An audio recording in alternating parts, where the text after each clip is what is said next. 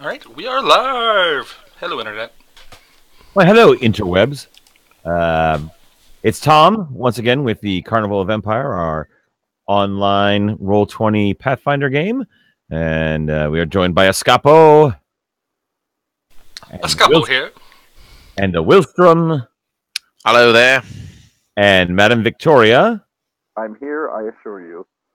In and spirit only. Yes. we will see if Crane, our dwarven archer, is able to join us or not. But we are proceeding onward without him, regardless. So when last we left our heroes, you had made it back from Jackerby's cave. Jackerby, who was the half-elf bard, injured years ago in a bar brawl in the town of Gilenheim. He had taken to worshiping dark powers and swore his revenge, posed as mentally disabled, challenged, however you want to say it, whatever's correct. But it was secretly plotting and scheming the whole time, and once before had abducted a child of the village and sacrificed them to Norgorber, the evil god of murder and secrets, and had, just as the party arrived, abducted a another young girl from the town, Matilda Rostagger, and had abducted her and was planning on sacrificing her in the cave. You intrepidly tracked him down, confronted him, and though there was a stack of bodies at one point, you were successful and managed to get poor Matilda back home. The village was very grateful. You searched Jackerby's residence. You discovered the truth, his journal. It explained it all. And I think that is where we left you. Does anybody think of anything else? Yeah, I remember we had been wheelbarrowed back. Well, some of us had been wheelbarrowed back to the town, and Yes. I don't remember. Someone did give us healing. I don't remember who it was. I think it was the town cleric. Maybe would make the most sense, but I don't remember meeting that character. So No. There was an herbalist. oh, okay, right. But yes, Wilstrom and Madame Victoria were both below 0 hit points. Well, no, you were stabilized, but you were unconscious until you got back. And Escapo and Crane wheeled you back. I think Matilda had come too, though, because she wasn't below hit points. She was just frightened. She was just in shock. Yeah. Well, she was originally charmed and magically slept, which is why she was the way she was. Gotcha. You piece together after comparing notes that Jackerby had charm personed her essentially, and done it several times, and then on this night had gotten her to go out of her home and out through the hole in the wall to the north, where he then met her at the hole in the wall, cast sleep on her because he couldn't charm her forever, and then wheeled her up to where he was going to sacrifice her. The strange bird sounds was in fact the flute of Jackerby casting a spell. Is that how it's in our party loot, is the flute of Jackerby? Because I like the way that sounds. Oh, did you grab it? No one told me you grabbed it. I'm pretty sure I grabbed it. Someone grabbed that. All right. Escapo's not going to let the good thing go. It's still listed in our party loot pool, so presumably no one else has. Crane was really good at tracking that kind of stuff for us. Yeah, we have a little list of stuff there. So there's a Cure Light Wounds potion. There's a Universal Solvent. There's a vial of Shiver, which I don't remember what that does. It was a drug. It's a drug. Okay. And then there's a magic flute and a Tanglefoot bag. The flute is not magical in and of itself. Ah. Okay. He was using it to cast his magic. Gotcha. So he's a bard, or was a bard. Yes, he was a bard. Okay. Excellent. He had originally been, again, piecing everything together. Arthur apologizes. Crane apologizes. He will not be making it. He totally forgot. Okay. Yes, we know. I will never forgive him. All right. In fact, Never. we have a blood feud now. Blood feud. I will ring the bell of shame when he next shows his face. So what was I saying about? Yes, he was a bard. He was a traveling minstrel. He had come into town. This town of Gilenheim used to be a frontier with the Valanthan Elven Empire before they became part of the Hansricht Empire, which is what you are now. Originally, they were their own separate nation. Series of wars over spanning centuries, and eventually part of the resolution was that they became part of the empire and had voting rights in the empire. However, this town in particular seems that some people still very much distrust elves and half-elves as a result. Escapo was very familiar with this. Yes, you encounter a lot of prejudice. So apparently, Jackerby had come through as a minstrel, gotten in a bar fight with one of the bigots in town, who had smashed him hard enough in the head to, in essence, change his personality and even his alignment from what he had once been. And then that's when he started on his evil quest to wreak vengeance. Dig it. So Now we know how to change alignment. Quick, somebody hit me in the head. Hit me hard enough. I already have the half-elf requirement. I'm kind of like a bard. It counts. So you are feted that evening. I mean, that next day. They provide a big feast for you. You are tended to by the herbalist in town. Greta, I believe, was her name. Yes. Yes, Greta Kraus. She helps tend to you, and you are on a quick mend.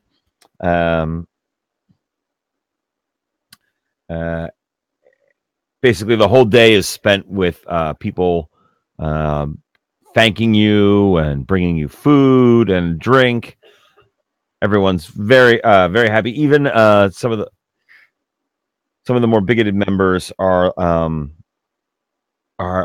coming around. Zeidel Schaefer is not one of them. He's the one that back when 10 years ago is the one that inflicted the blow on Jackerby. I remember trying to unsuccessfully throw him under the bus. Right. He is still, and he is also still unrepentant. But pretty much everybody else in the village is at least. They're happy to see Escapo a little bit, maybe? Yeah. Yeah. Most of the village is happy to see Escapo now. That's right. Everybody but Zeidel, pretty much. Can't win them all. But Gonna kill that guy. the day passes, the night passes. Is there anything in particular you would like to do during this festive time? You do have a performance coming up. Keep that in mind. They postponed it by a day because, well, just rescued the young girl and were beat to crap. Was the performance for this town specifically? Yeah, Emmerich had arranged. That's why you were in this town at all. Emmerich had planned on his route to go to the. Emmerich's plan is eventually to make it to the capital to perform at a big autumn festival up there. So he is finding all the villages along the way that he could perform at, and he put together a tour, so he knows where he's going, and he's been to this town before, and he's been to most of the towns you're going through. He's been to before. This is like a regular circuit for him. Oh. It's the annual weekend when the carnival comes to town. You guys are it. Nice. I'm assuming I run the bumper car booth. I'm not sure what Wilshire runs. The Tilt-A-Whirl. Yeah. Oh man. The zipper. I run the zipper. Well, then Victoria can have the tilt-a-whirl. Yay! The vomit comet is yours. And then I will read your fortune in your vomit. Ooh. Ooh. Yeah, I'm sure Willstrom is he's he's not after glory and fame, but he is appreciative of any thanks people give him, and probably eats anything anybody gives him. Probably eats more than people would expect a tiny person to eat. What, are you also feeding the Phoenix at the same time? Oh, of course, Mm, but Willstrom himself puts away a lot of food. Some children actually come up to Willstrom, and they have some mice that they caught in their barns. Oh, and they offer them for Phoenix. Oh, are they still alive? The mice? They are freshly killed. All right. Well, as long as they didn't poison them, I'm not sure how they caught them and killed them. Oh no, it traps. All right. Then yeah. Then I thank them for very profusely. It's a pastime these dirty farm children. Right, that's what they do. Figure out ways to catch mice. Lady Victoria will probably spend as much time as she can just sort of listening to overhear conversation at the table next to her or what have you, just to kind of create a sense or a stock of information that she can pull upon during tomorrow's palm readings, so she can seem to have gleaned this information from the worlds beyond rather than just having overheard them at the party. You cold reading son of a bitch. All right. Give me a perception check then. As a result, That will be see what done. you discover. That will give you a bonus to your stuff tomorrow. Or not. Let's start with the low rolls tonight. That's a 3 on my D20.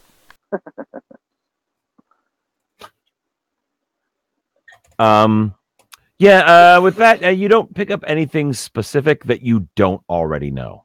The ale's just pretty good. Well, I mean, it's like, the big scuttlebutt is, oh my God, Jackerby, this whole time it was him. I had no idea. So yeah, it's you don't get anything in particular. Very good. All right. Anybody else want to do anything during the feasting that occurs? Escapa mostly going to keep to himself. It's still, the town is getting warmer to half elves again, but it's not Escapo's job to sit there and make them feel good about half elves again. And he's typically a loner in general. He's a performer, sure, but on his downtime, he's going to probably head back with the caravan and tend to things around there. Also, keep in mind that business is open. They're feasting you, but all the shops and stuff are open. So if there's anything that anybody wanted to do, now is a good time to do it.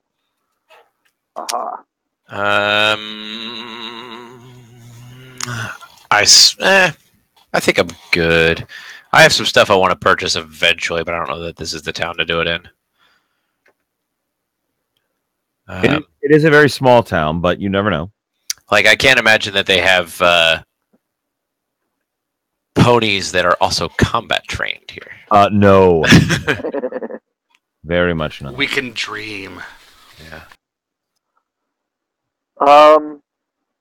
It may be, I guess, a little worthwhile to go through the herbalist's wares a little bit more closely. Okay. I know that she had some star root that I bought her out of. Which, by the way, had been collected by Jackerby for her. While he was out woodcutting, he would find it and bring it back for her. He had apparently had a few run-ins with his own traps at certain times, so he knew how to deal with that. If she has anything that would work as a cure light wounds or a healing potion, She clearly had some ability to Well, heal us, she but I don't pretty much know. used up what she had to heal you guys back up. Fair enough. It was worth a you shot. two were pretty banged up. She will be able to create more, but it's gonna be a little while because she's not using magic per se. She's more a natural Sure. ingredients kind of person. Sure. All right. Well, there we go. That was the one thing that I mean. I have a satchel full of goodies, so uh, until I say, "Oops, I should have had that," I won't know what to buy. So One thing of note that does happen in the afternoon while you're there, speaking of ponies, a rider comes into town from the south, from the direction you from was it Halfor? Halhoff. From Halhoff. He's actually from even beyond that. Um,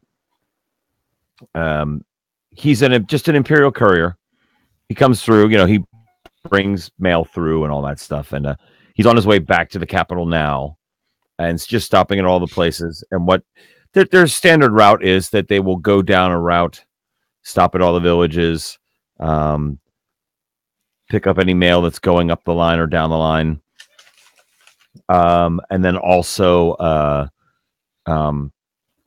any news. He will get back to the capital, dispense all the stuff, and he'll come back down through again like next month.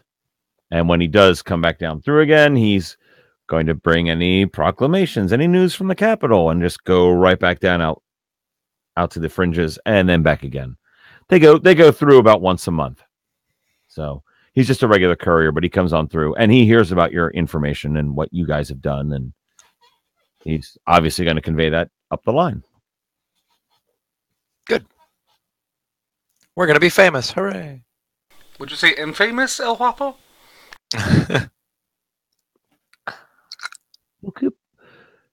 Are you perhaps angry at me for something else? About to take it out on me?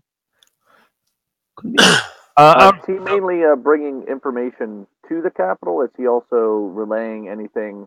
He is like, bringing. He is currently on the leg of relaying stuff back to the capital. Gotcha. So he's not like a roving newspaper. No, in about a month he will turn around and be coming back down. Okay. From the capital for all these guys. Gotcha. So right now he's kind of taking it back up. Okay.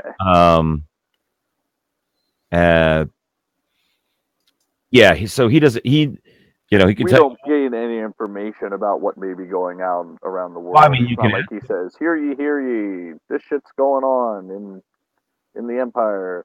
Well, he stops to eat with you guys, so I mean, you can ask him. Oh, fair enough. Well, there we go. So, have you heard anything interesting in your travels? Tell us a story, my good man. Madam, I'm not a storyteller per se, but I can tell you that. What specifically do you want to ask him? Oh, I did nothing specifically. I just, if there's nothing of particular interest or note, then he's coming from the south, which is where we pretty much came from. Yes. So I kind of feel like he wouldn't necessarily have. But he has been in the capital. He was in the capital about a month ago. So I had nothing of particular, of specific interest. I just. Tell you what, give me a just keeping my ears open, kind of thing. Give me a diplomacy check, and we'll see what information he might have and be willing to part with. Fair enough. Oh, holy crap! 25, eh? At very least, he likes me. She's very diplomy. Wow, such massy. Even if he doesn't know crap, he sure wishes he had. I wish he knew. He does have a little bit of scuttlebutt that he's after a drink or two talking to you. He's willing to share from the capital. It's not official news yet, but there's and you guys kind of knew this, but now he confirms it, that the current emperor, emperors in the Hensricht Empire, because it's made up of elves and dwarves and humans and gnomes and halflings. They have an elected emperor that oversees the empire. It's more of a ceremonial title anymore, but it does have power. No one's really bothered to wield that power, but it does exist. They have 20-year tenures. The current emperor has a year left on his tenure. Okay. And you cannot serve consecutively. So this is a way to stop like an elf getting elected as emperor and then it's for life, ruling for 500 years. Exactly. All right. And then the human, is 20 years. Okay, well that's a good long time. To the elves, that's nothing. So everybody's fine with that kind of deal. The same thing with the dwarves. There has never been a halfling or a gnome emperor. There's also never been a dwarf emperor, but the dwarves, depending on their mood, either side with the human candidates or the elven candidates. Most emperors have been human, but there have been a handful of elven ones here and there. No underground dwarven movements, then? The Zinga. Heavy sigh.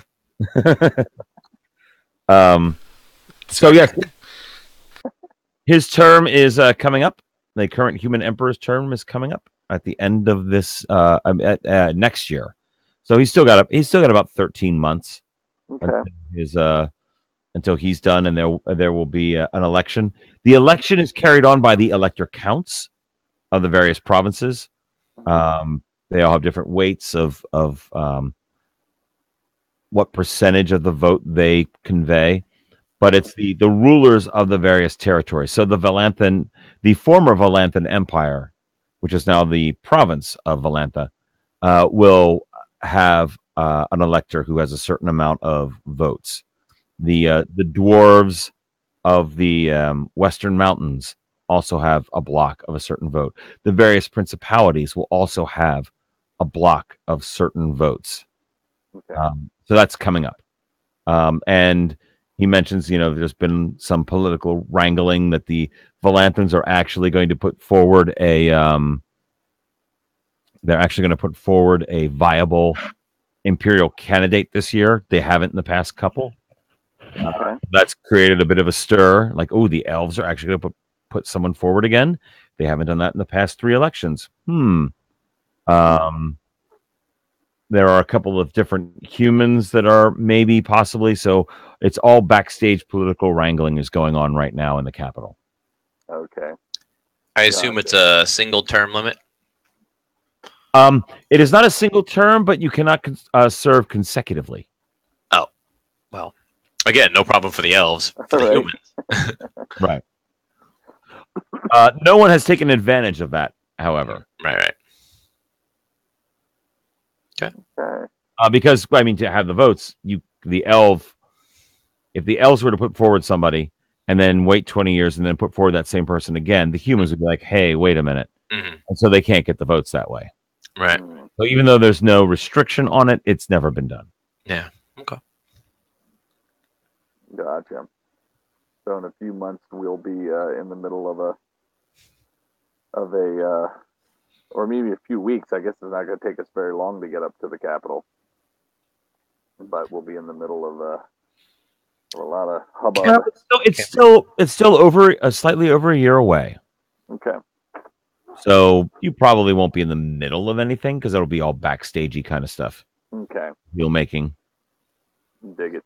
The primaries will still be in motion. We'll be fine. Well, and you, as just regular people, you have no say. Sure. For now. Why do we keep getting these robocalls? It makes no sense. Very well. Well, then, Move has contacted you. They've sent a message. The elves would like my vote. I understand. Click. So at a certain point, I will have to. I will, as midnight rolls around, I will likely excuse myself to perform my seances for the evening.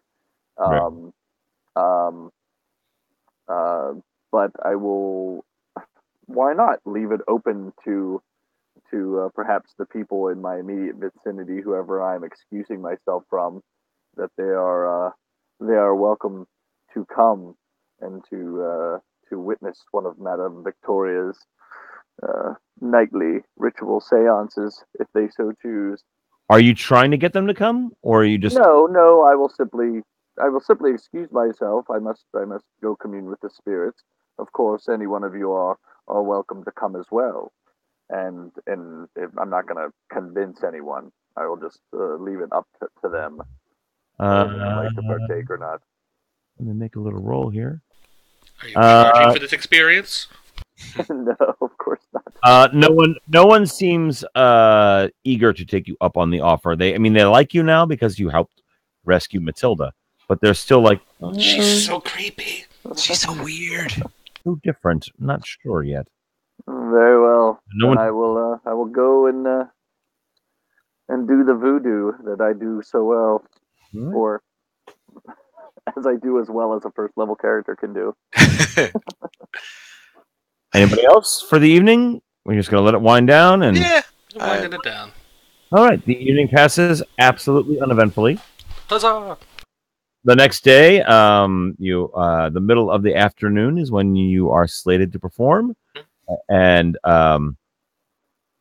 basically, an area has been cleared inside of town, across from the inn. The wagons are brought through the gates for it and set up, converted into their stages, and the performances begin.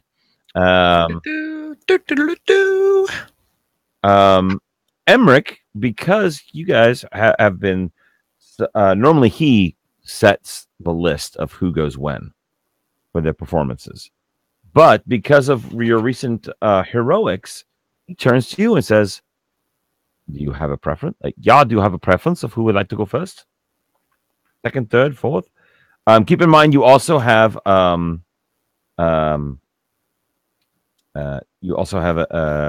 Heinrich the strongman, who will be wherever you want, whatever order you want him to be in. Mhm. You also have you have Crane. Will do his archery demonstration, his archery show, and you also have The gnome. What's the gnome's name? Gishin. Oh, I gotta find it. Gashinik. Gishinik. Actually, it's more complicated than that, but we're gonna call him that for now. So I find what I did with his name. I have it somewhere. I just can't find it at the moment. The gnome. That's fine. He's a gnome illusionist.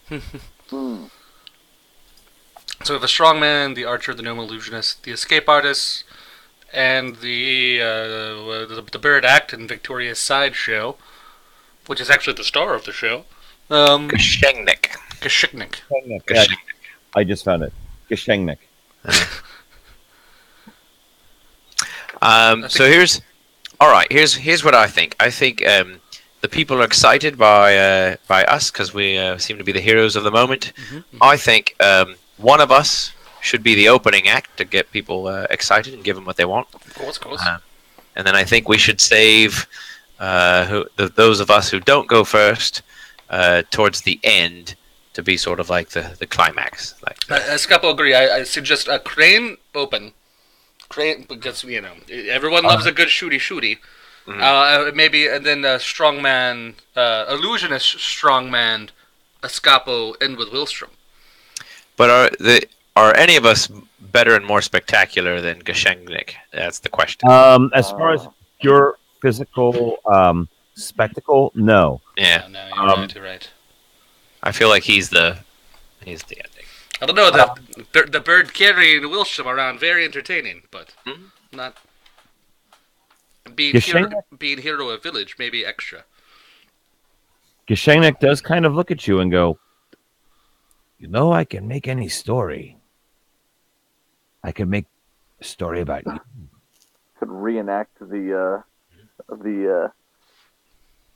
the rescue of the young girl. The act of heroism. Gashengnik nods. He goes, Yeah. if you would like to star in your own reenactment, I can provide these special effects. Oh, we could do, all of us together could do it. Yeah. Hey, Maybe- my part's easy. You can just lay there and die. I mean, With my once I cast my spell, Phoenix is able to carry me. I bet Phoenix could also carry Matilda as well, Oh wow. which could be a good capper.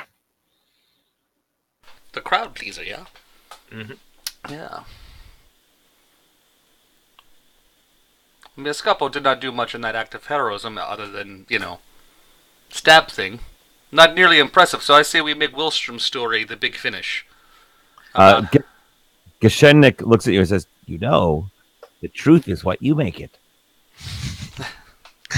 Nobody else was there. Nobody else was there. You two Spoken like a true liar, my gnome friend. Well, see, Wilstrom and Victoria were not awake, so actually, Escapo did all the heavy lifting.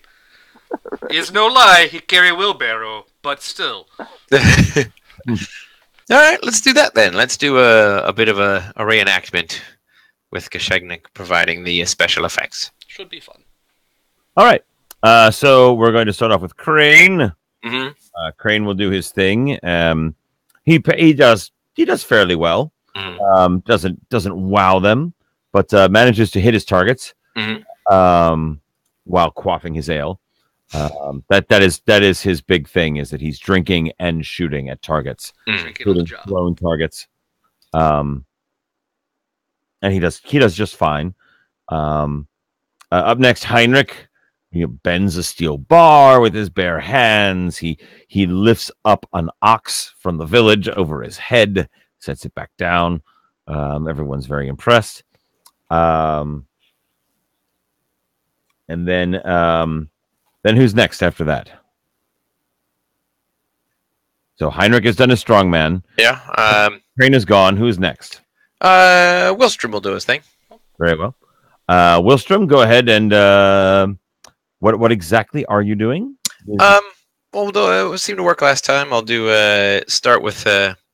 He starts with some basic sort of falconry demonstrations. Give some facts about the bird, what the bird can do, how the bird hunts. Demonstrates some of the hunting by kind of like a Ray Pena lure sort of thing. Picks it out of the air.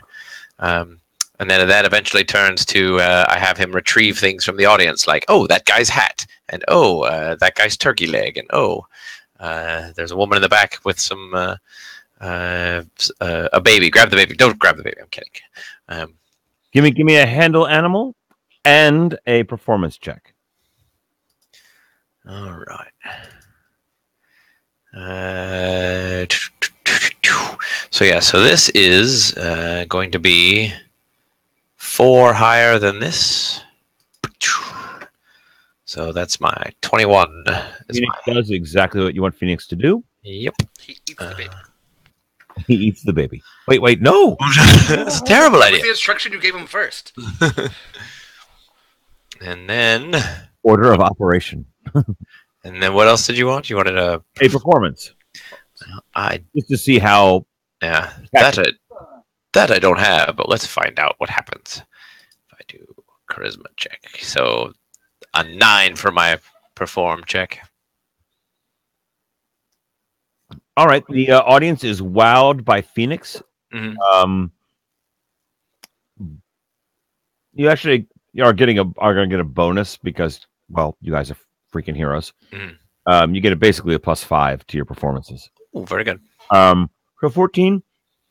Yeah. They're impressed. They're impressed. They're more impressed with Phoenix than they are with you. That's fine. But they are impressed. That's why you never work with animals, people. It shows you up. All right, Escapo. All right, so I feel like since we're saving big mystical story for finish, we should just go straight to the big escape, the big escape. If I could have do my usual thing, what's the little girl's name again? Matilda and parental units. What were their names? The Ross Taggers, the Uva and Gessel. All right, Scapo would like to bring on Uva and Gessel, the Rostoggers, into this act, if that is all right. Is everyone all right with that in the audience? Give me a persuasion. Persuasion? Well, not persuasion, but Diplomacy. let's use diplomacy. I would say bluff, but you're not lying to them, so diplomacy. I don't actually need them in the show. That's all right. And with an extra +5, they're like, okay, yeah, sure. Yeah, so come on. So I have here my fancy jacket of danger. Ooh, danger. It's just a straight jacket, nothing fancy, with some locks in it, and I put have them help me put it on, and I make sure his lock is very tight in back. Make sure he's very very snug, very fit. And I'm hoping that they, tie me in. I'm like, and I turn to them and like, are you sure there is no way Scapo can escapo from the jacket of danger? Yeah. They lock it competently. All right, competently is good. I would have preferred lazily, but that's fine. All right. It's not incredibly really. No. But given their role, they do a decent job. That's all right. Thank you. So everyone just stand over here, and I ask for the hook of the wagon to extend. All and right. I'm like, and please, if you could just help me up to the hook. We're gonna there's little steps here, and we're gonna connect the hook to my feet. If you could just kind of click that on there. Excellent, everyone. And I'm still tied behind the jacket. Then I'm like, all right, I need is the strongman who operates Heinrich. When you are ready, please lift Escapo into the R. He lifts you into the R. And done. And now we're waving them like, all right, now, not too dangerous, yeah, audience? It could be more danger? Yeah. More danger is good. You're out to kill me. And then I look towards the family. Like, if you could bring over that bed of very sharp nails and lay it underneath me, please. And I kind of like point with my head to the side to the stage. And with Emmerich's guidance, they do. Excellent. And I'll lay it right underneath me. Does anyone have any fruit in the audience? This is your chance to throw it at me. I mean, throw it at the bed of nail. Just to prove nail is very sharp, yes? Somebody throws out an onion at it, and it sticks. Nice, excellent. Haha. All right. Now, Escapo is very feared for life. Very, very, very feared for life. But one last thing. It would not be the super dangerous escape without nails being lit on fire. If you could, Heinrich, please light the bed of nails on fire. Of course, they've already been coated with oil and things like that. No. Emmerich lights it on fire. Emmerich. Yeah, all right. Heinrich's busy holding you. That's right. Please, Heinrich, do not light that. All right. So now, audience, if you are ready, please count down from 10, and Escapo will break free. Hopefully by the time you reach 10, because when you reach 0, Strongman is going to let go and drop me. Is everyone ready, audience? Is everyone ready? All right, so that's your trick. That's they're going to count to 10, and when they hit 10, he's going to let go. That's right. The rope. That's right. So I hope I roll well. All right, everyone, start counting down. Up. Give me your escape artist check first. All right. Oh, not. All right, you get it because you've done this a bazillion times. Yeah. No big deal. Its difficulty was 10, so right, boom, right. out. Now give me a performance check to see how. Not smoothly. Well, you get a +5 to your performance. That's true. I've won them over a little bit. I got 14, so that's a +6 to both roll. Jeez. So you managed to get out in plenty of time, and you got out a little sooner than you wanted to. Yeah, it was a 3, not quite the 1. Right. Yeah. So the audience is like, "Oh, he probably could have gotten out even." No, that was still really good. That's pretty good. Well, and and I jumped down from the rope, and I with the jacket now unfurled, and I bow, and I'm like, "Let's hear it for the family's name. Let's hear it for the family again. Everyone, round of applause for our wonderful assistance for us." Yes. Very good. While all this is going on, Madame Victoria is conducting her seances. Very good.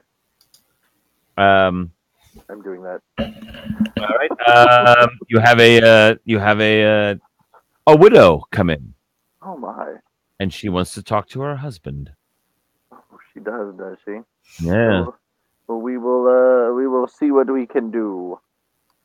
I'll sit her down Specifically, at my little fancy table. right. and say, Specifically, she and I, wants to know. She wants to know if their son should marry Ava or Anna. or Anna. So she's specifically looking for her husband's opinion on the matter. Exactly. She wants her husband's opinion about who their son, Fritz, should marry. Oh, very well. Oh, very well. Her deceased husband, Hans. Okay. All right. Well, I'll go through my whole rigmarole. I'll sit her down and have her clasp hands with me. Ask her if she's brought an item of significance that belongs to her husband. Yeah. Well, this was the we exchanged rings when we were married, and this is his ring, and you can see it matches my ring. I still have it. I kept it. All right, well, I'll have her set it in the dish in the center of the table. It's a relatively inexpensive brass ring, but it does have some ornamentation on it. I mean, they're peasants. Oh, To them, well, to sure. them, it was a fortune. All right, Okay. just in the middle. Very good. And I will have her take hands with me and start humming and swaying and all that fancy hoopla. And as I do that, in the back of my tent, I will cast my dancing lights spell and have it to take the form of a of a of a of a human, vaguely human shape, Very well.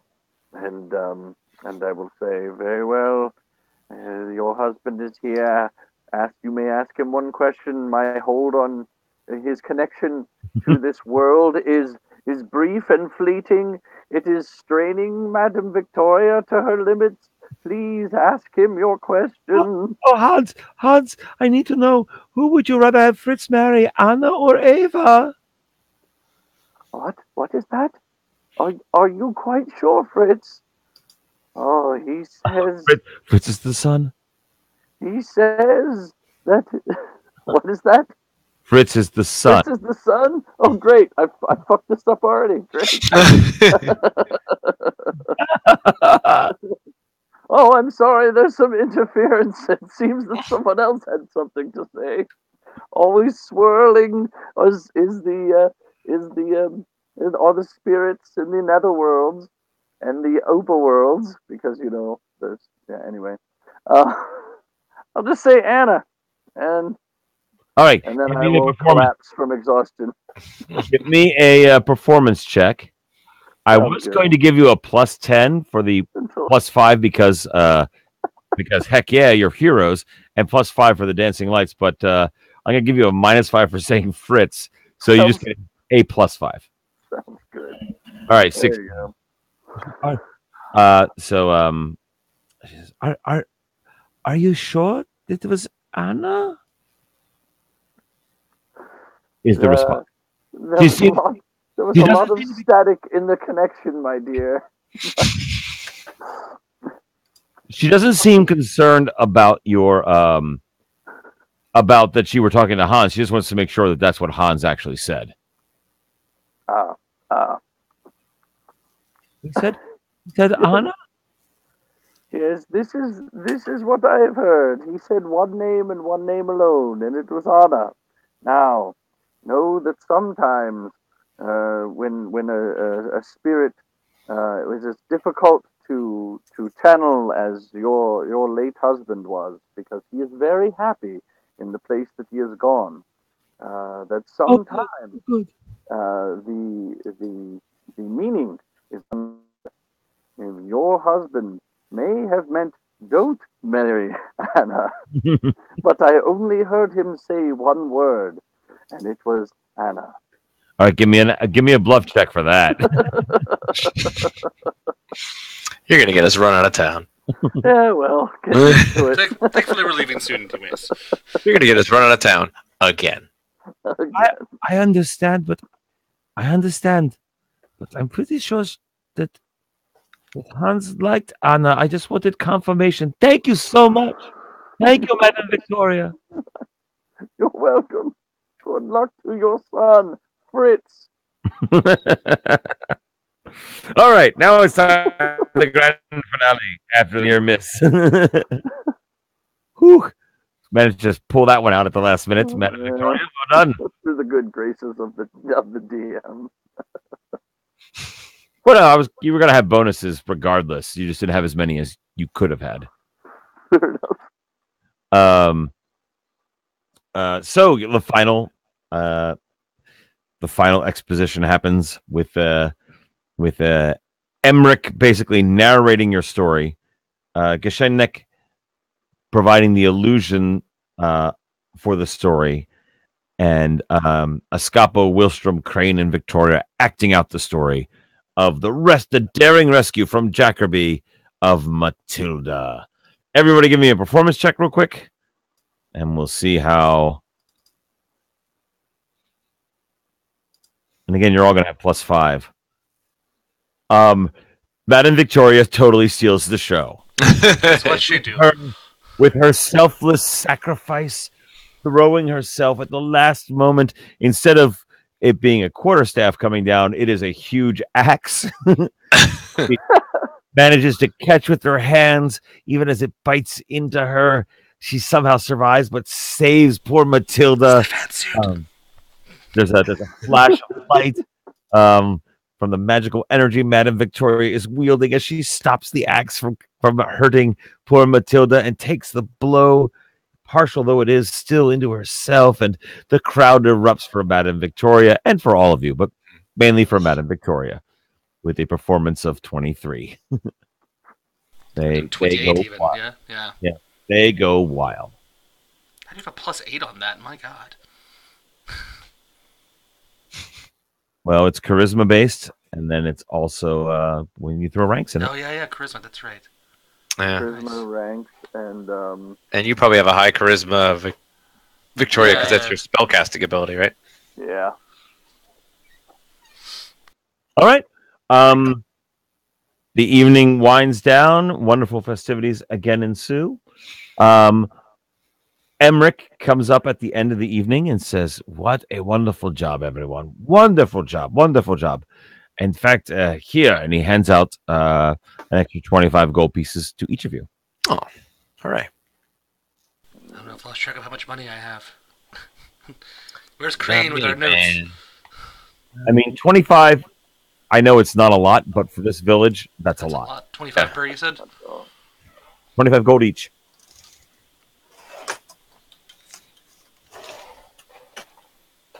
Yeah, wow. Did we ever actually formally split up the loot from the last couple of adventures? I don't think we did. No, you haven't. Okay, so we'll worry about that later. You all bed down for a nice night, unless there's something else you want to do. Hide my head in shame from that terrible performance. I'm glad they love us here, because, whew. Madam Victoria is used to it, so she goes to bed and sleeps very well.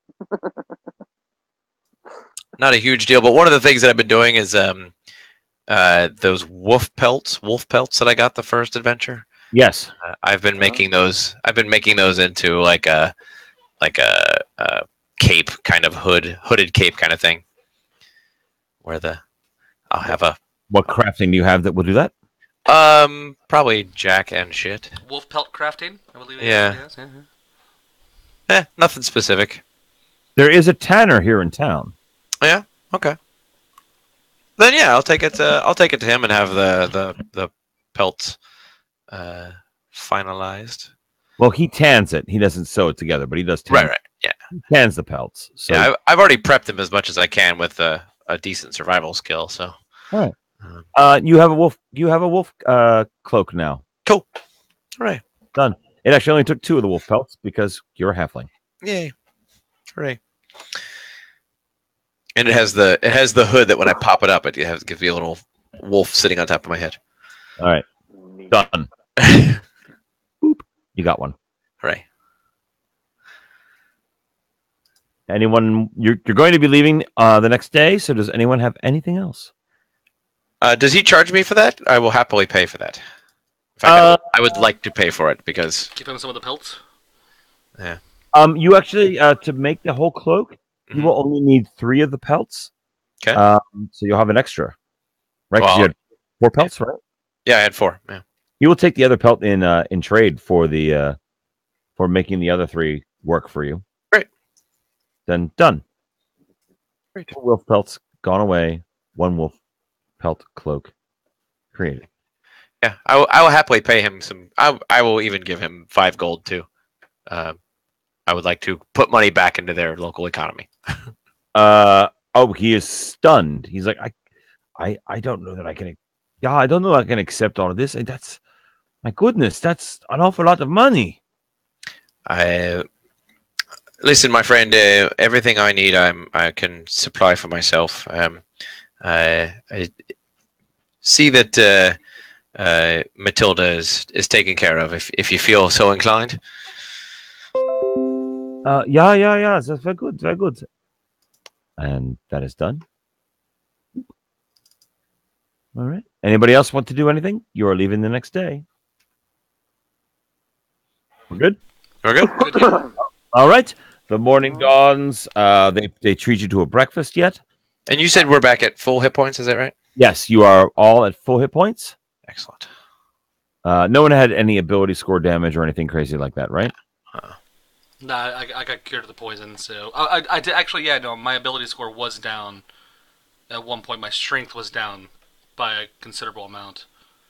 Greta Kraus gets you back up to normal, the herbalist. Okay, perfect. Thank you.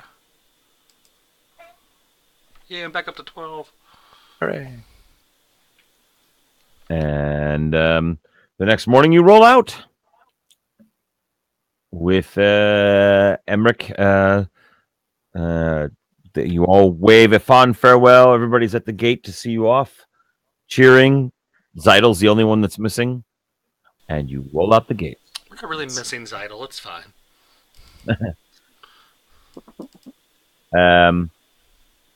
You spend the day traveling to the north. Your next destination is the small city, large town of Middenrecht. I believe I've given you maps. Mm-hmm. I've got it open on the screen right now. Very good. So you can see where Middenrecht is.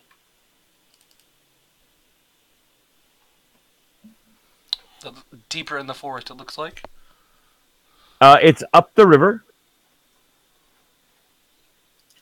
I don't know why it's not letting me open it. Ah, there it is.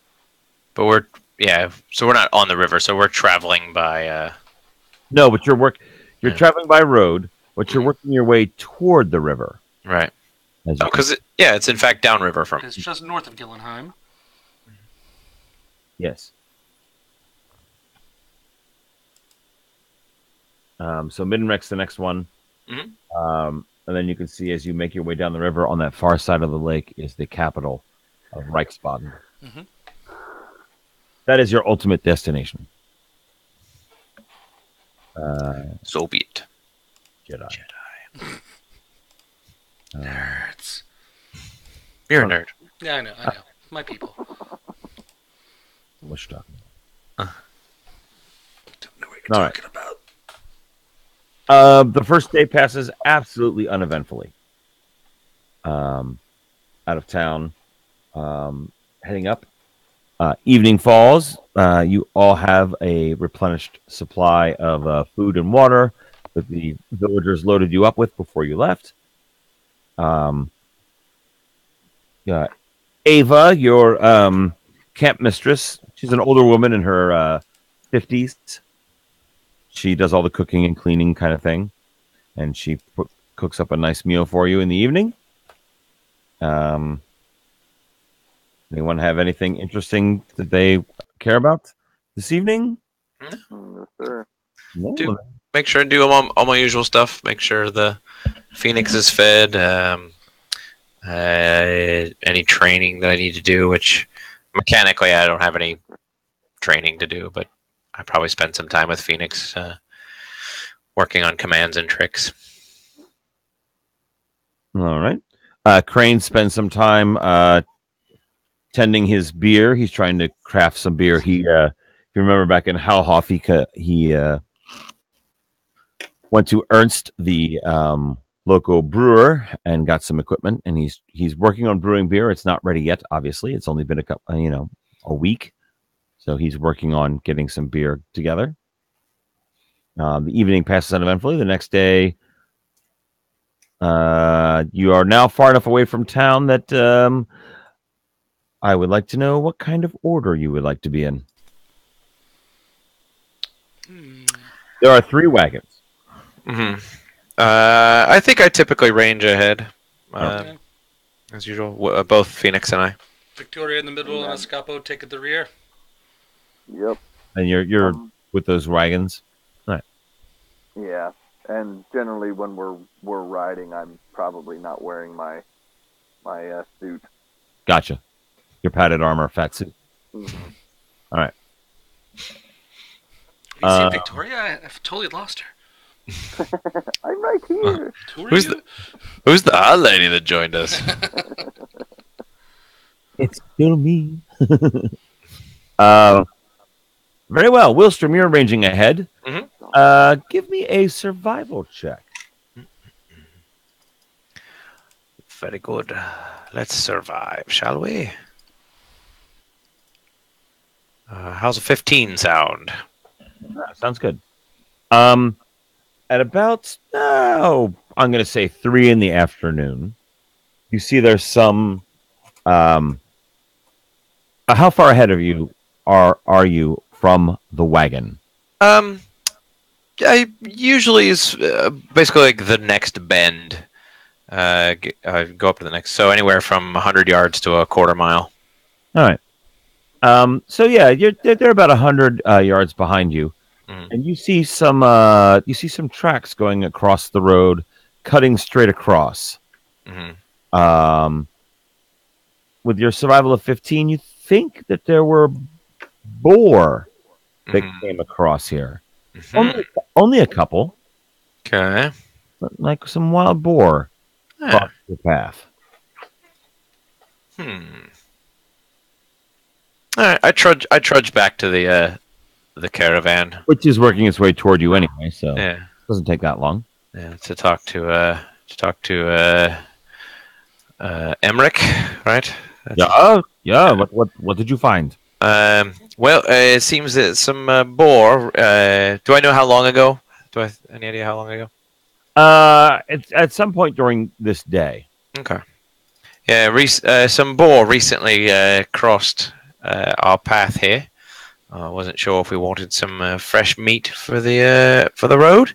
Emmerich's eyes light up. He goes, "That would be wonderful." Want to go There's them? more than one, and there can be dangerous animals. Yeah, but some roasted boar meat could be wonderful. Yeah, if you want to go, we will go. Take us up to where the tracks were, and we'll see if we can find a place to camp for the night up there, and then you could go follow the tracks, and if you can get some boar for the evening, that could be amazing. Sounds good. All right, let's do that then. All right. Sure enough, you figure out that somewhere nearby the tracks, not right at the tracks, but you find an open area. Emmerich pulls up the wagons, and he says, "Yeah, happy hunting." All right. Crane stays behind to help provide security for the wagons. All right. Escapo, you've got that bow still, right? Escapo do, yeah. You could probably use an extra hand there.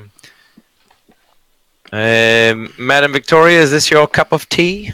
Ooh, tea sounds good. I'm fine, just sitting here in the wagon. I thought as much. Not much of a hunter. All right. Well then, why don't we see what we can track down there, Escapo?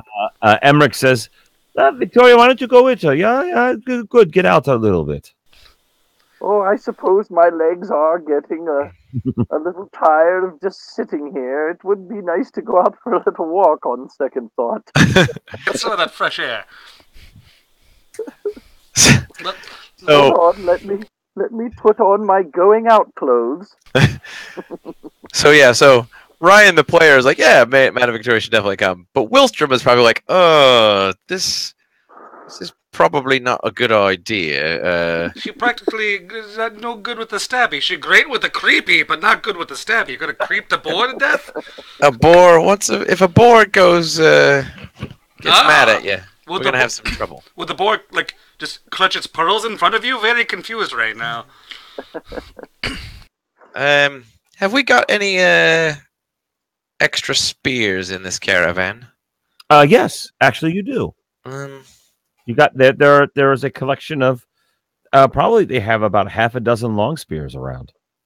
Oh, long spears even. Any of them sized for a small creature? No. Very good. All right.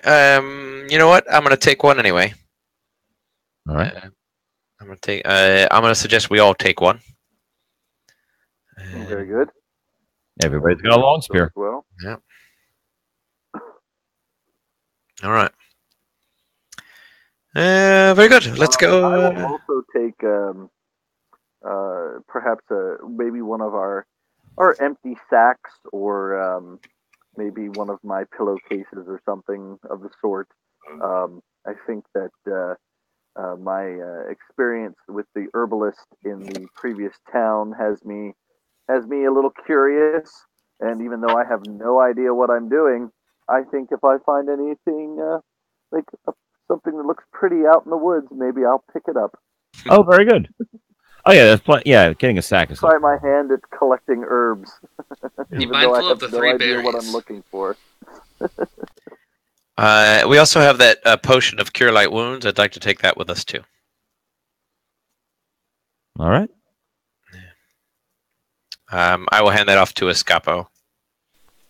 Not you. Oh, let Scapo get to carry the potion, not Phoenix. All right, Scapo feel good in the world. Well, I know that if need be, Madam Victoria has access to some healing magic, as do I. So might as well spread the wealth around. That's right. Spread the wounds. Got it. Well, it's not quite what I meant, but For example, if Victoria would happen to go down again, right. there's yet another person who No medium splain to Escapo. Escapo understand. All right. So, as the person most familiar with weaponry here at the in the group, here's a quick lesson with these long spears: is that they, I believe, they have the brace category trait. What that means is that, first of all, make sure I'm right. They do have brace. They have reach and brace. That's good. That means if you ready an action to attack someone who charges you, it does double damage. Which is probably exactly what we're going to want to do against a boar. Now, it doesn't make us any more likely to hit with them, but if we do, that is a good thing. Good. All right. All right. Very well. Wilstrom, you see their trail. Give me a survival check to follow it. Is this a martial weapon? A long spear should be a simple weapon. Oh, good. So we're probably all proficient with it, right? Yeah, as simple as the typewriter category. It's the. I'm filling out the sheet. Yeah, should be a. It is a simple two-handed melee weapon. Okay, great. What's the damage on that? D8. Yeah, it's a D8. D8. And yeah, I give them, particularly Madam Victoria, I give a little demonstration of how to set a spear and how to make it take advantage of its reach. Excellent. Spend a couple minutes. It's a spear. It's not complicated, but still. I did have a bit of training on the in the castle yard with this sort of thing. You have been on a boar hunt with your father. Exactly. All right. All right. So what do we want? You want a survival check? Let's do. Yes, to track them. Oof. Not great. You get lost in the woods for a while. Escapo's doing better than I am. And Escapo goes, they're right over there. Well, I'm following you guys, so I'm obviously picking up your trail. So I'm following where I need to be. It's fine. Oh, are we just all dropping survival rolls? Well, Willstrom was trying to guide you to where they were to track them. Do you get a bonus Fair to enough. tracking? Nope, not yet. I don't. Not yet, you don't. Escapo nudges you on the way. It takes you a lot longer than you would have thought to find the trail and follow it, but Sure, that's fine. with Escapo's help, you managed to get back on trail. Everybody, give me a perception check. Including Phoenix. Yes. What is Phoenix doing, by the Victoria just saw time. way? Perception of 22 for Victoria. Yeah, Phoenix is, Phoenix knows enough about hunting that she's keeping an eye out for things as well. Where is she? Probably flitting from tree branch to tree branch above us. In your vicinity, though. Yeah. Okay. Yeah. He's not ranging ahead or anything crazy. No, definitely staying within. All right. Victoria's probably at the back of the. She's not really so much along for the hunt. Part of the reason she didn't come out was because she knew she wasn't going to be, very good. She's probably just trying her best to stay out of the way and just be as quiet as possible. All right. Well. Boop. The map is changing. I'm so scared. All right. So what kind of order do you want to... You know what? I'm just going to make this easy. With Madame Victoria's perception roll of 22, as you're going through the woods, through the forest, he goes, all of a sudden Madame Victoria stops you and says, they're right over there. And...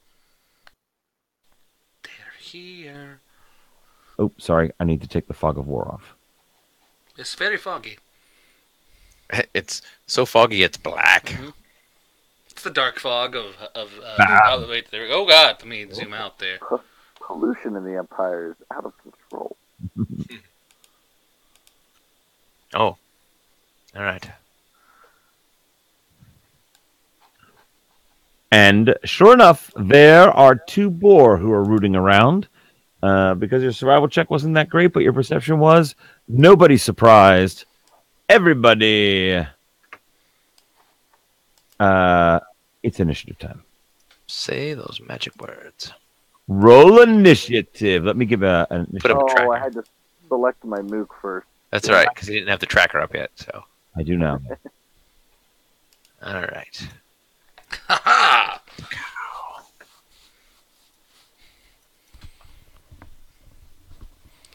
Really missing Crane right now with his super crazy awesome bow skills. They're so far away and soon they will not be. Oh, crap. For some reason, when I pull up the turn tracker, your turns from the last thing were still on here. It didn't show up here. No. Not for us. Really? Because I have Crane still on here. No. We don't. All right.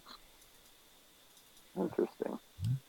I'm showing Escapo 18, Willstrom 12, Boars 9, Victoria 5, Phoenix 9. Mm-hmm.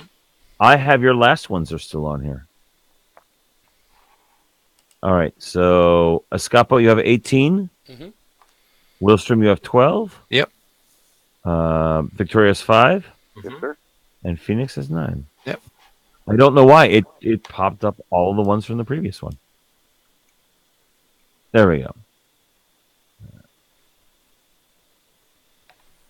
This order makes no sense. Ah, there we are. There we go. There it is. So, Escapo, you go first. All right, so I'm assuming That's too far away to shoot, right? Again, this is player ignorance, not character Probably ignorance. not for your bow. You probably have a short bow. Probably has 80 feet or so. Yeah, I've got a composite short bow. I put all my money into that. Okay. So I could deal additional strength damage. So I've got a it's, range of 70 feet. Right. So you'll be one range category over at this range. You could also move up. You would take a -2. If I move up and then fire, that's fine. Yeah. Yeah. Okay. You can move up to 6 squares forward and still fire. 2, 3. We do not know their speed. So let's see here. That's 65 and 70. That puts me in range with both. Mhm. So I guess I'm going to shoot at the closest one there on the top. All right. Oh, it would really help if I pulled up their stats. All right. And so now I'm going to roll for my short bow attack. Yeah, no, not that great. Nope. It's still in the brush, and you shoot wide. Very well. Wilstrom. All right. So Wilstrom, he's going to move up. He's going to move up adjacent to. So I imagine I'm lugging this long spear with me that's even bigger than me. But I can fire my sling staff one-handed, so doesn't much matter. Great. So holding the long spear in one hand, and then sling staff in the other. I will take a shot with that sling staff. Yep. Let's do that. Before I do that, I'm going to use my animal aspect. All right, so I will activate aspect of the bull to increase my Swift action. increase my strength. That is a swift action, yes. Okay. And then I will also change Phoenix's aspect to aspect of the tiger, which gives her so increasing my dex, increasing my strength, and increasing her dex. My strength, her dex. Gotcha. Can't speak. Jesus. All right. So now comes the shooty bits. Sling staff. Also a crap shot. Very much not. All right. And then as soon as I fling that thing, I'm gonna switch to. Probably just drop the sling staff and ready. Have the long spear in my hand. Very well. And Phoenix. And then I will tell Phoenix to go attack. Yeah. Phoenix, what is your speed? It's a lot. 80 feet fly. Holy crap. She's a fast one.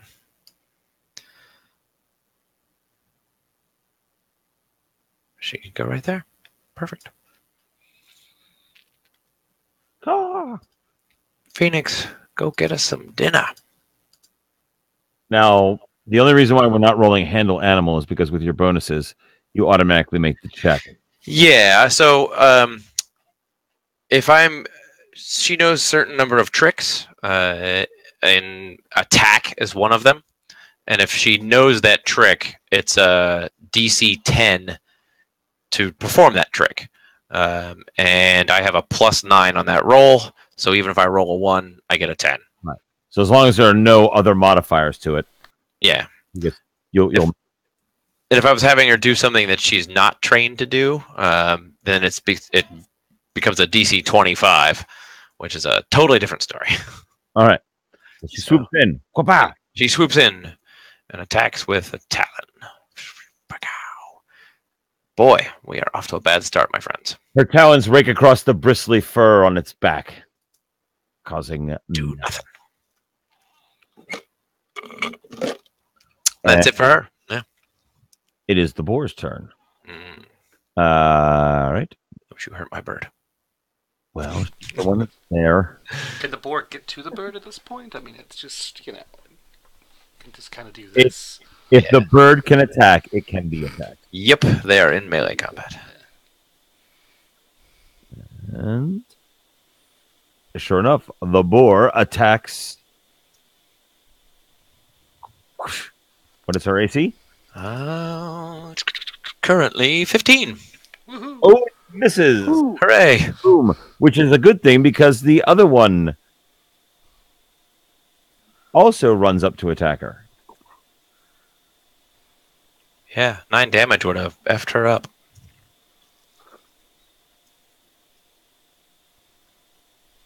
Oh. Oh! All right then. Well, Phoenix is out of play for the rest of the fight. No, she's not. She's not down, but she's No, just pull her back. yeah.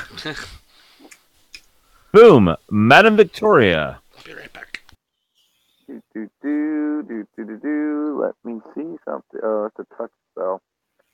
All right. Madam Victoria. Just gonna go ahead and hold on. I gotta get the right. There we go.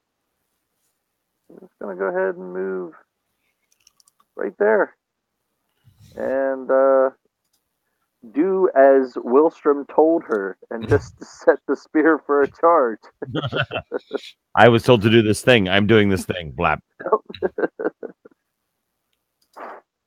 Did you mean, Tom? Did you mean to put the boar on Phoenix's square?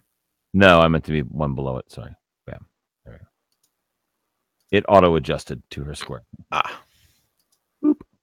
Ah, Escapo. Anybody want to give me a knowledge nature real quick? that's a thing I do.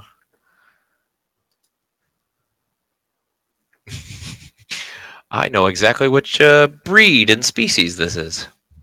Why, these are Escapo. Escapo here. Sorry. It is your turn. Oh. However, Wilstrom whispers over to you after looking at these four and judging the distance between you and them, and says, "We're in charge range of them." Oh, we are we? You sure are. All right, so we have the long spear at the ready then. I guess I put the bow away and get the spear because it was next to me. I guess I don't know the mechanics of this, so I apologize again, player ignorance. And then so Yeah, you can stow a weapon as a move action, or draw a weapon as a move action. You can also drop a weapon as a free action. I mean, my suggestion, Wilstrom's probably even saying this, would be just, brace the spear for a charge. Yeah, because it's only 55 feet away, so a charge would count as a what kind of action? Again, player ignorance. I apologize. How is that? But with the charge, the boars will move double their normal movement, which you are well within, and then they get bonuses when they attack you with that. Now, because you have a long spear with reach set against a charge, you will get attacks of opportunity at them as they come in. Yeah. And you will get bonus damage to them as they come in. So we want to brace ourselves and stay put, expecting them to charge. Correct? Yes. Yeah. Okay. Yes. So it's actually kind of ideal almost. If you use your action, you ready an action to attack them when they charge. What would actually happen is they would charge as soon as they get within the reach. Your ready to attack would go off. Mm-hmm. Excuse me, and then as they continue their charge and move through your reach, they would then trigger an attack of opportunity. So you were actually going to get 2 attacks before they get to us, assuming they charge. Yeah, I will assume my character knowledge has that information, and just I guess brace myself and stay here. All right. Yeah. Does these long spears have a 10-foot reach? Well, they have 5-foot reach, so they add 5 feet to our already 5-foot reach. Oh, I got you. Okay, I'm still working on. So your reach. You have 2 squares in front of you. Okay. So, in your instance, Madam Victoria, that square right there you can attack that square with your Right. spear. Right. So what would happen is if the boar charged toward you, as it hit here, which is in range, Right. you get your readied action, ready Right. for a And as charge. it leaves that space and moves into my 5-foot reach, Right to there, I get then the you would attack get a of regular opportunity. attack. Yeah, you get an attack of opportunity there. Right. That would not count as a braced attack, I don't think. No, But you still get an extra attack then. Right. Neat. Wilstrom. I'm gonna do just that. I'm gonna ready my spear. All right. Ready my spear. If they charge, I'm going to attack with the long spear. Phoenix. Phoenix, come! I say, and Phoenix will withdraw back to me.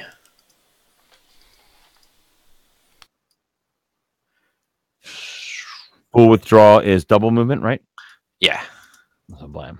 She's way out of the way. yeah.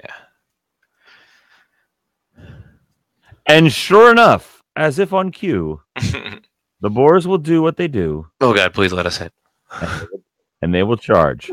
It's gonna be a very short adventure if they do. Yeah.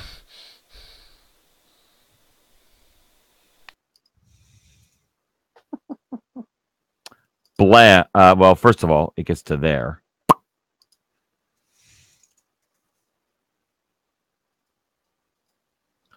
And so it has reached for the readied action. All right. Is that me or you? I guess that's me because it's in front of me. It's both of us. Oh, we both get it. Yeah. Oh, Escapo. that's actually Not- a 6. I don't know why I have the melee bonus on there. Mine's gonna be. I'm gonna have to figure mine out by hand. So I'm doing. Yeah, because mine's just still Dex versus armor class. I've got the ability that I rolled Dex to attack instead of Strength for everything. Mine's gonna be a crap roll, but here he goes. Woo! Good enough. 17. Yay! Escapo's spear goes wide as he's shaking. However, Wilstrom strikes home in the beast's chest and does double damage. 14 damage. That's with the double. That's doubled, yeah. Is that doubled or just two? Do you roll 2 dice or just You roll. You do. roll You. one then Any, double it? yeah. Anytime you roll damage, you roll twice. Oh, okay. Anytime you double damage, you roll. Spear, the boar takes the spear full in the chest and drives into it, but it's still coming. Mm-hmm. It is grievously wounded, however. Mm-hmm. And then it moves. I made it fat. Yeah, you did. It's a little bloated. It's fine. Don't worry about that. It moves to here. Oh, God! Triggering attacks of opportunity from us. Escapo, give it an attack of opportunity. Escapo possibly crits with an attack of opportunity. Crit confirmed of 18. Oh, that confirms it. So 18 points of damage. Doing 18 damage. Nice. And this doesn't count as double, right? Because it's an attack of opportunity. No, it does not. Okay. However, that does take the board down to... Me, not so much. crap. I didn't write down its constitution score. Hang on. I got to find it real quick. Because that might kill it outright. That's Oh, wow. amazing. Escapo just has this look of fury of its blood explodes. And it's like, ah! I didn't know I had it in me. Escapo have a very bad day. Really hate that performance. Is the... Oh, no, it doesn't outright kill it. Oh, jeez. Boo. It doesn't? That's a lot of hit points. Holy crap. We've done... Oh my god, we've done 31 hit points to this thing. 32 hit points to this thing. Hardy little bugger. Oh, Jesus Christ. And I lost Tom. Yeah, you get garbled there, Tom. Say that again. oh, He's a Nope. frozen. Still man. frozen. no, Tom, you're frozen and garbled. no, it's below.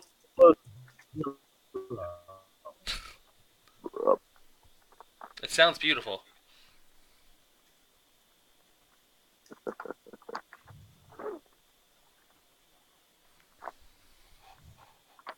Ever since the hit. It's way.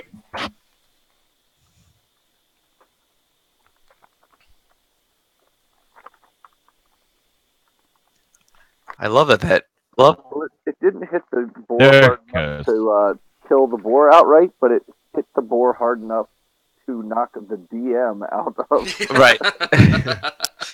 communication. We took the DM out there. You guys can hear me now? Yes. Yes. Yeah. Yep. Can you guys hear me? Yes. Can you hear us? Yeah. All right. Yeah. No, it knocked the board down to -12. Yes. The boar is at -12. Unfortunately for you, its Constitution score is a 17, Son of a bitch. and it has ferocity. Yeah. So for the player ignorant, what does that mean? It means it's still coming. But it's in negative hit points. Mm-hmm. That's what boars do. So yeah, It's undead I boar. mean- it's gonna keep fighting, but poorly. It's gonna fight poorly until it's at a negative hit point amount equal to its constitution.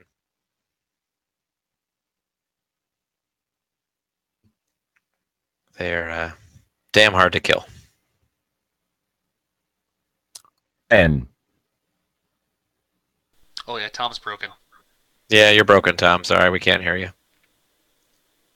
I can see his video feed is very pixelated as well.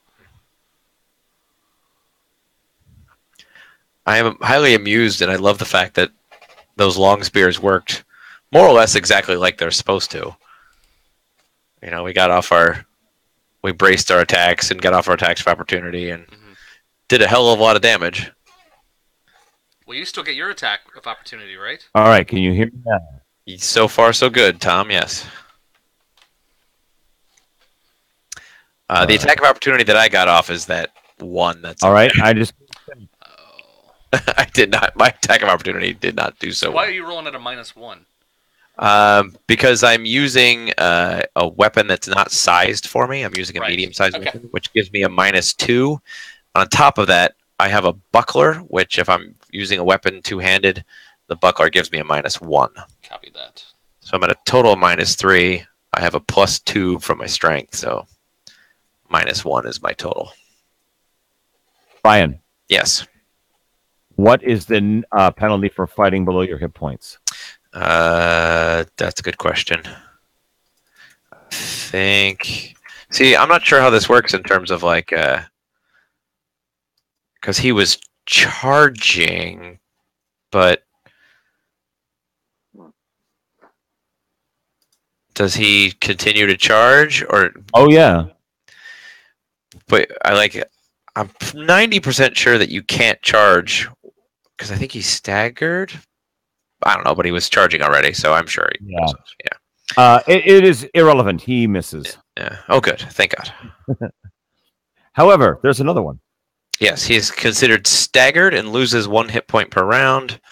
And staggered means he can only take either a standard action or a move action.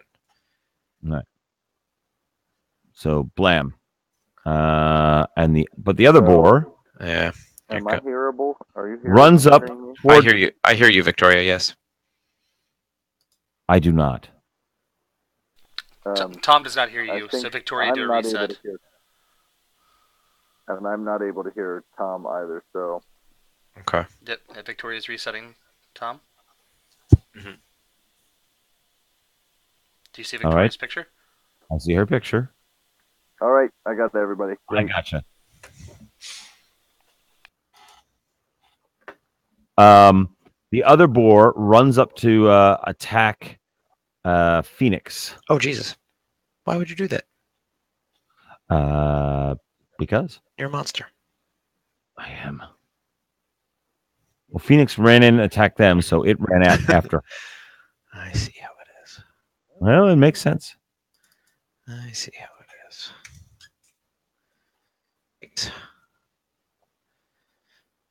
All right. That is a critically injured Phoenix. So Phoenix is unconscious? She is unconscious and dying. Blam.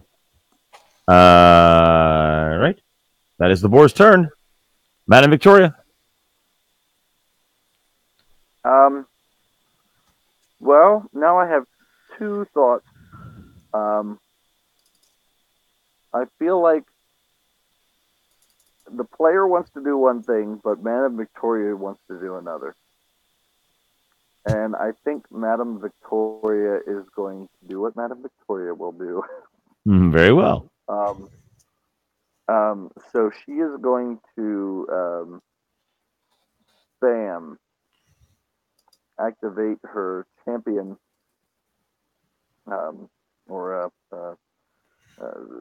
do a starter spirit dance, channel the spirit of the champion, Nice. and she's going to basically drop her, her set thing, and she's going to have to move. Hello, move. Oh, I gotta select the right thing. Move and attack the boar. Very well. Is assuming the champion is swift action? I believe it's a free action. Oh, then awesome. Yeah. It's allowing the spirit, the champion spirit to right. take control of me. I just want to make sure it wasn't a move action or anything like that. Oh, absolutely. So that gets me in range. Yes, it sure does. Gets me a nice +1 to basically what amounts to my strength roll, because I have no bonus to hit other than that +1. So an 11 to hit the boar. It skips off its forelimb. We know appreciable damage. But if it moves toward you, you get an attack of opportunity. Goody. Escapo.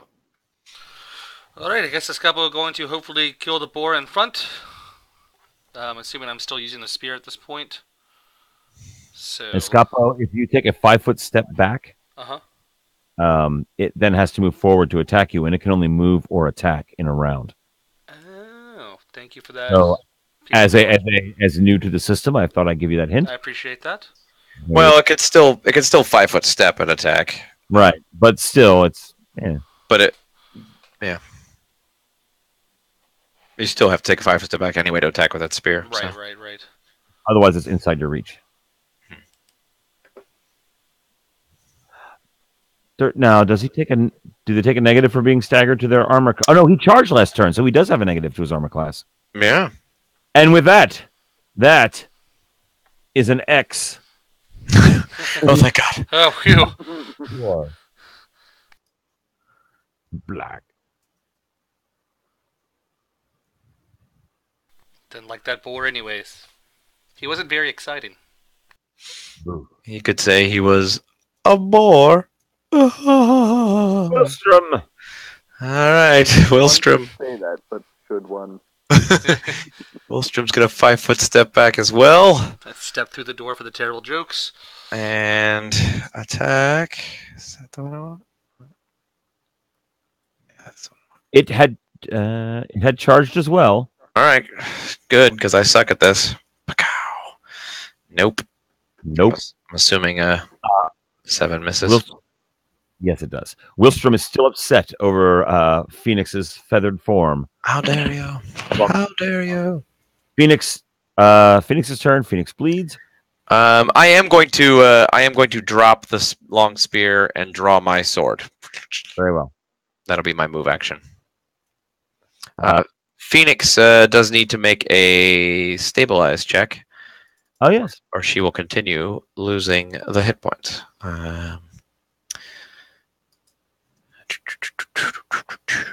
DC 18, and she got it. Hooray. Hooray. Good. She stabilizes. Boom. The boar ignores her and steps forward to attack Madam Victoria. Madam Victoria, make an attack of opportunity. The time has come. Madam Victoria hits the boar. Yeah. You have stabbed it. It's a strength. That was just a strength roll. Yes. because yeah, that's what you roll for melee attacks, right? There's an attack roll, but yeah, Right. if you don't have a base attack bonus yet, it is that. Right. So, and what's damage on that puppy? A 1d8. 1d8 Oh, plus your strength bonus. Okay. I will get a +1, I believe. Hold on, let me check. +1 on non-spell damage. Very good. So instead, There we go. we'll do 7 points of damage to the boar. It seems irked. And it attacks you. Oh no! Irk! Well, when in Urk. Oh no! Oh! Eek. These boars Yeah. suck. Boom. Madame Victoria falls once again unconscious. Ignore that roll. Son of a... I keep hitting the wrong button on my Windows. There we are. All right. That having been done, Madame Victoria, roll a stabilizing roll. Very well, which is Constitution, yes? Yep. And the DC is 10 plus whatever your negative amount of hit points is. Which is 0. Are you right at 0? Yep. You are fine.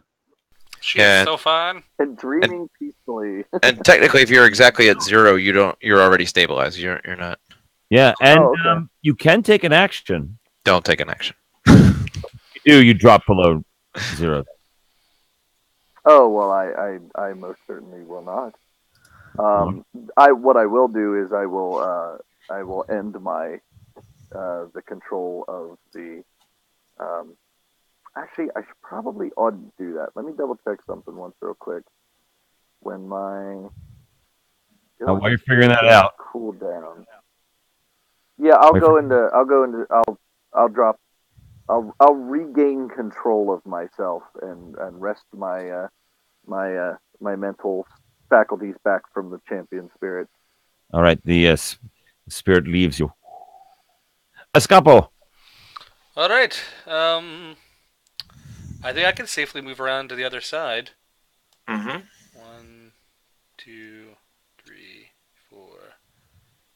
Get up around here. You do need to be 5 feet away, so you can use that if you're using that long spear. Yeah, it does more damage than my short sword. You're right. So I can still technically, I can get here instead. 1, That works. 2, 3, 4, 5. Yeah, that's the extent. And all right. So if I connect, I would also get a sneak attack bonus with the spear. Yeah, you're flanking too. So You get a bonus. It gets a negative to its armor class. So here's hoping this long spear connects. No, not tonight. No! Oh, that would have been great. Scapo can't do all the work around here. Escapo busy doing all the heavy lifting. Wilstrom. All right, I'm flanking at least. Yes. Sure are. I'm much better with this long sword than I am with that spear. Flaclow. So 13 plus whatever flanking bonus I get. Yep, hits. Fantastic. So he takes 8 damage. Oh, he is not looking good. Good. Looking good. Phoenix stabilized. Boar attacks Wilstrom. No. I don't want to. Do it. But Give it to me. But I have to. Aha, miss, sucker. Aha! There, very good. Madam Victoria. If I do anything, like even if I take a 5-foot step, I fall unconscious. I think you could take a move action, and I think you're all right. Let me. You are. What are you? You could cast a cure on yourself, and then then you won't be down. But you are within. I can't. I can't for 10 rounds because. Yep. You Does it you have have to to step channel back. out, or- You could take a move action without Okay, risking further injury. Then that is what I will do. I will retreat.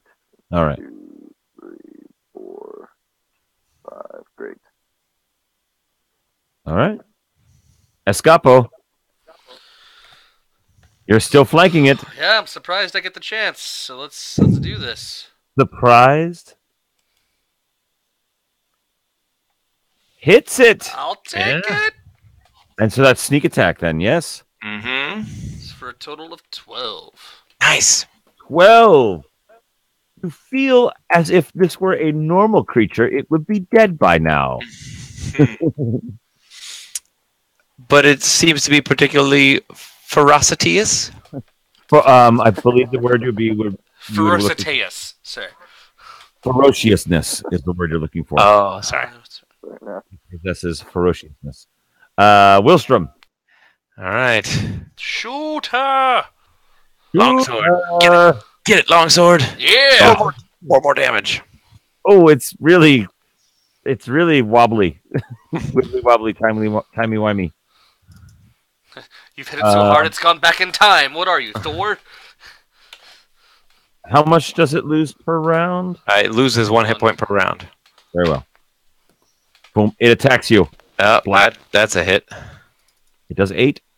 All right. However, Scapo's it going to have to takes carry extra everyone -1. back again. That's why I gave you the potion. to save myself. I'm still standing. On your I- own again. Madam Victoria. The boar's about to fall over, by the way. Just go spit on it. Oh, yep. So there I am. I'm gonna set my spear for a charge. Very well. Okay. Just I can't take this, guys. Escapo. All right. No, that's a miss. Oh, terrible. Terrible news, everyone. Wilstrom. You can All right. end this. You can end this now. Oh god. Yeah. 11 flanking, maybe. Nope. Flanking is -2, right? I don't know. Is it? Yeah, it sounds right. What is staggered though? Minus enough. Yeah. I hope it's minus enough. I don't think it's anything. Damn it. Damn it. I know. Do I have any other thing? If only No. Crane wasn't too busy getting drunk at Caravan. Staggered. What a But staggered. no, we have to bring along the squishy Victoria. Right. Yeah. Nope. No. Nothing. Oh, you're lucky. It misses. Oh, Oh, thank God. all right. The ball swings its tusk, goes wide. Madam Victoria, are you just gonna chill? No, I'm going to tense my muscles and hold that spear for dear life. Escapo. Here's hoping. Kill it. Kill it. Kill No, two Oh, in dear a God. row. Same horribleness occurs. Wilstrom. What curse is it. this? Oh. Oh! Wilstrom manages to swing out and open the beast's throat. A gush of blood flows to the ground and it collapses, We call 50-50, yeah? unmoving. All right. I guess I feed potion to Birdie? Wait, you hold that for Oh, now. okay. I have healing. I have All healing. right, all right. Yeah. Does anyone need the potion then, or are you guys all right? Let's see what Yeah, I I'll be get fine. first. All right, I'll be right back. I dropped something. Yeah. I will immediately head over to Phoenix and administer cure light wounds. All right, Phoenix is looking very bad. And it's probably going to take 2. Looks up plaintively at you. Yep. A little squawk escapes her beak. Her leg twitches feebly. Turf. Oh, she's Fine. above 0 now. All right. She shakes and staggers around a little bit and eventually flits up to a tree. What's wrong, guys? Escapo is the only one who did not get hurt there. Come on. Escaped. I escaped the damage. All right. As soon as my minute passes, I will channel the spirit of the Hierophant, gain 8 hit points back, and I will then cast. How many cure lights do you have a day, Wilstrom? I just used both of them. All right. Well then, have one on me. Aw. Oh, it's only 2. Better than It's the thought that counts. Oh.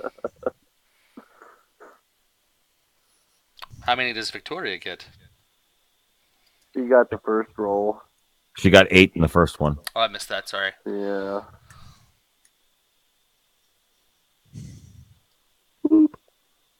But you are victorious. There are 2 slain boar lying here. Yeah. Oh, good. Let's get him back to the caravan. I can maybe I'm Victoria gonna- could pick some flowers while Victoria here. Because thanks, Victoria, for great work on boar. Bring the bag, she I said. stayed out of the way. I promised to stay out of the way. That's true. You did. That's what I did. We knew this was dangerous coming out here.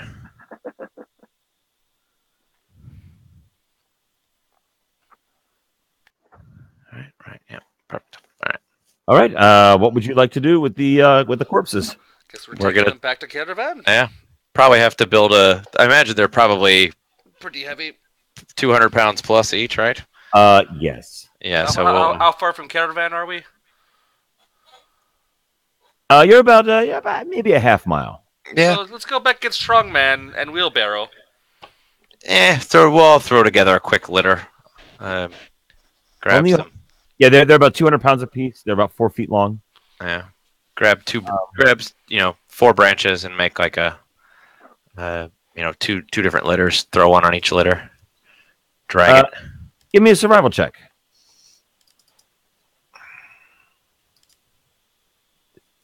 You'll be able to do it. I just want to see how easy it's going to be for you. Yeah. Fairly easy. Great. You managed to get the boars trussed up. Do you want to leave their guts out here? Sure. Field dress- Yeah. Yeah. Field That'll dress. No sense carrying that back. Yeah, the most Nope. Escapo can carry is 150, and I'm already carrying.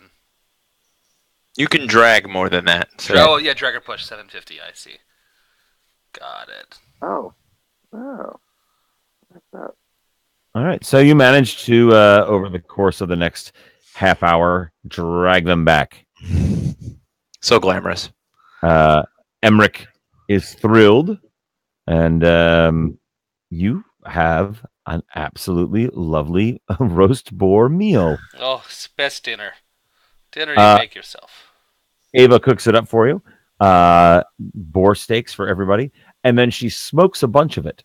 So you each get an extra 2 days worth of iron trail rations out of this All right.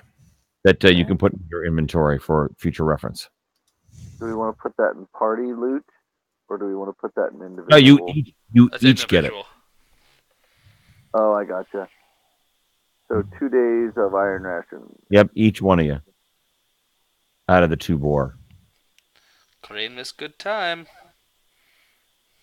Hey, Crane, these wait. boars showed up and Escapo just killed them.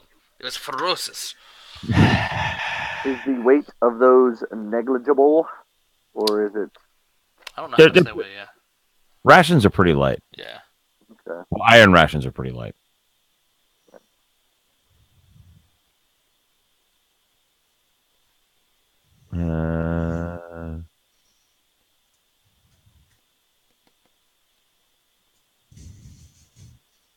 Boom.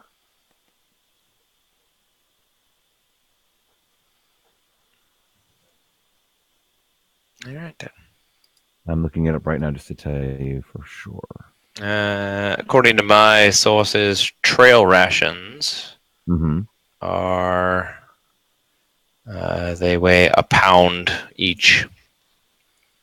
Well, For you sucker human-sized people, it's a quarter that amount for me because I'm small.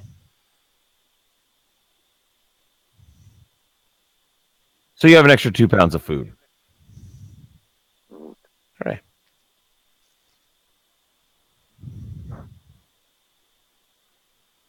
But you have 2 days worth of food Mm-hmm. that are going to All keep for for a it.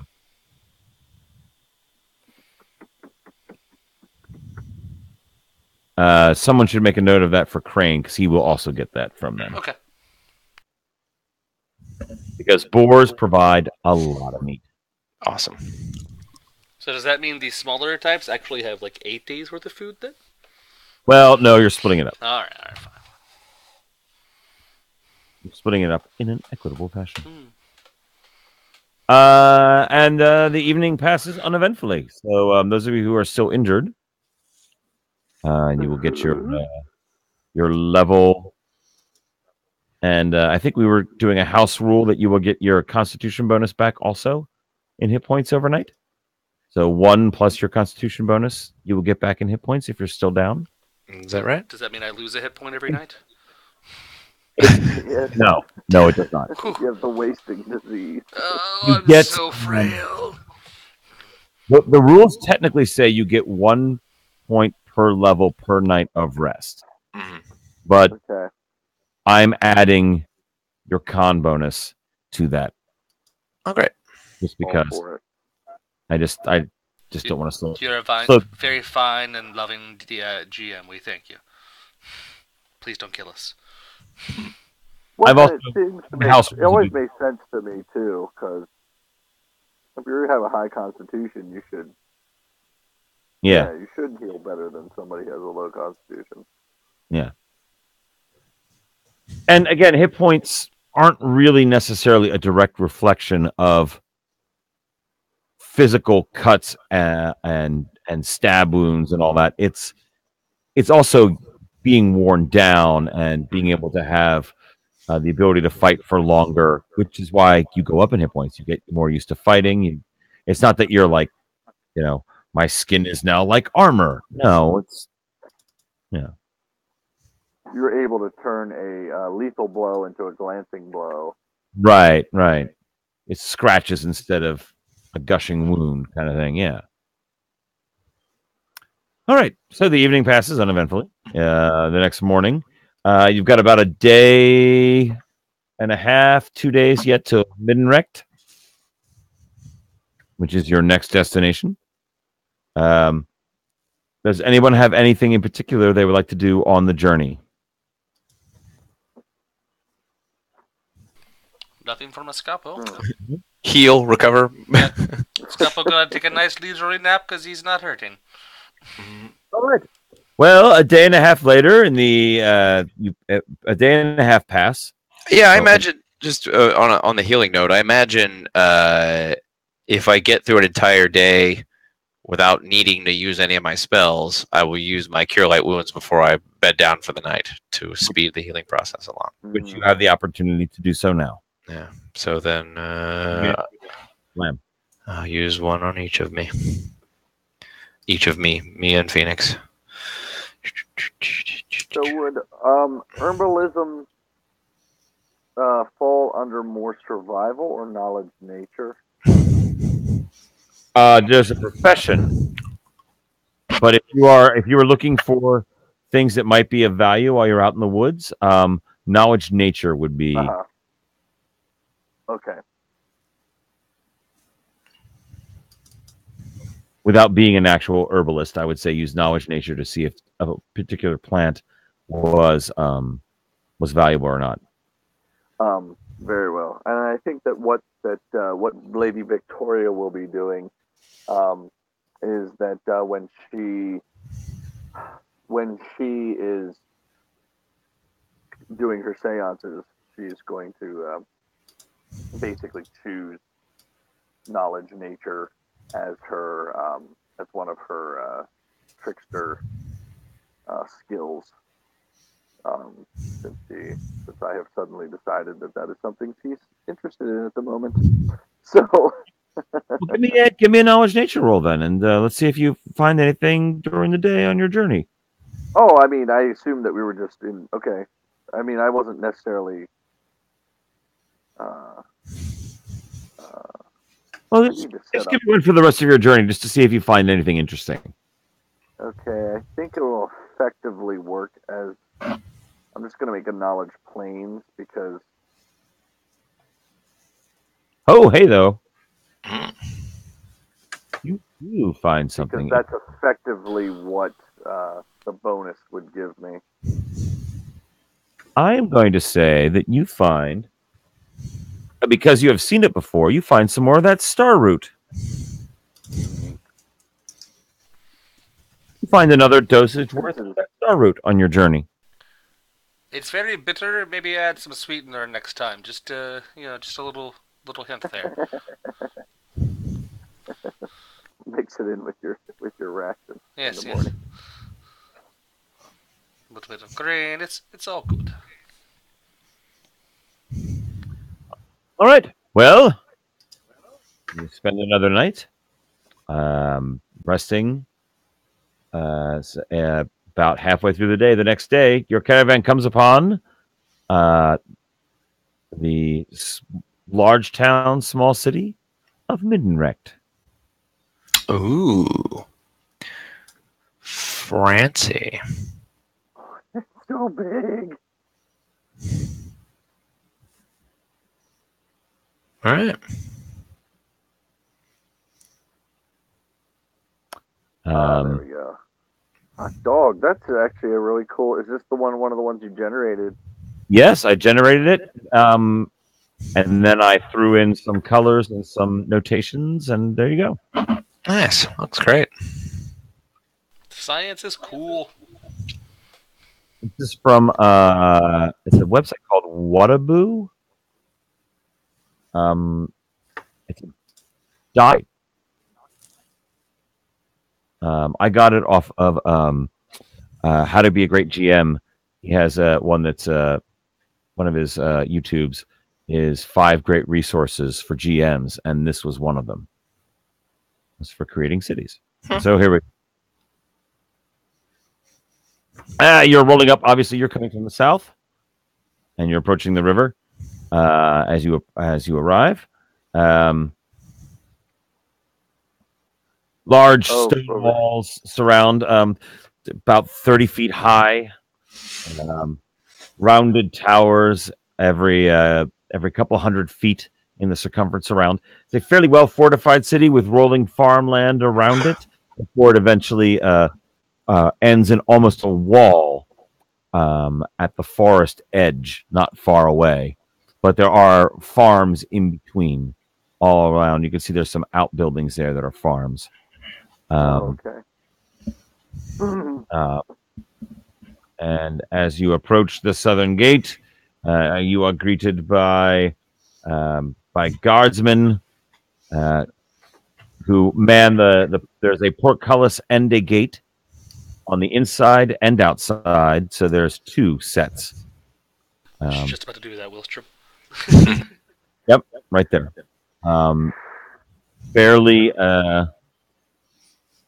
Fairly formidable defenses. There is no castle inside. There is just the outer city walls. There is no stronghold in the middle that you can see. A little weird, but guardsmen approach you. And I think I just showed you a picture of them? Yep. We kill him. Hellfire is rained down upon you. Everyone. A phoenix can survive that. We're fine. Yeah. Phoenix does survive by flying away. The rest of you die. Okay. Including Emmerich. Oh. Well, it's a good campaign, everyone. Along the river, you can see over here, there is a bridge that leads to the far side, which is good. It leads out to farmlands over there and small little hamlets that are out that side. There are also docks for riverboats along here. Each square on this map is, I believe, 100 feet. Okay. So the river is not hugely wide, but it's significant. It's also fairly deep. So riverboats come on up, barges, that sort of thing. some from upriver, which is this way, the various smaller communities that you've been going through, and then down this side, up at the top of the map, is north. That leads more toward the capital. So finished goods come up from the north side of the map, and raw materials tend to come from the southern side of the map. Okay. Guards come up. They're fairly relaxed. No, it's not a high tense thing. Emmerich goes forward to meet them. Obviously, he has been here before. He discusses with them, and then he comes back to you and the wagons. You guys are in the street right around here. Okay. On the side of the gate. And cobblestone road? Is it still a gravel road? Is it? It is out here. It is still a gravel. You can see that it changes to cobblestone once you get inside the walls. Okay.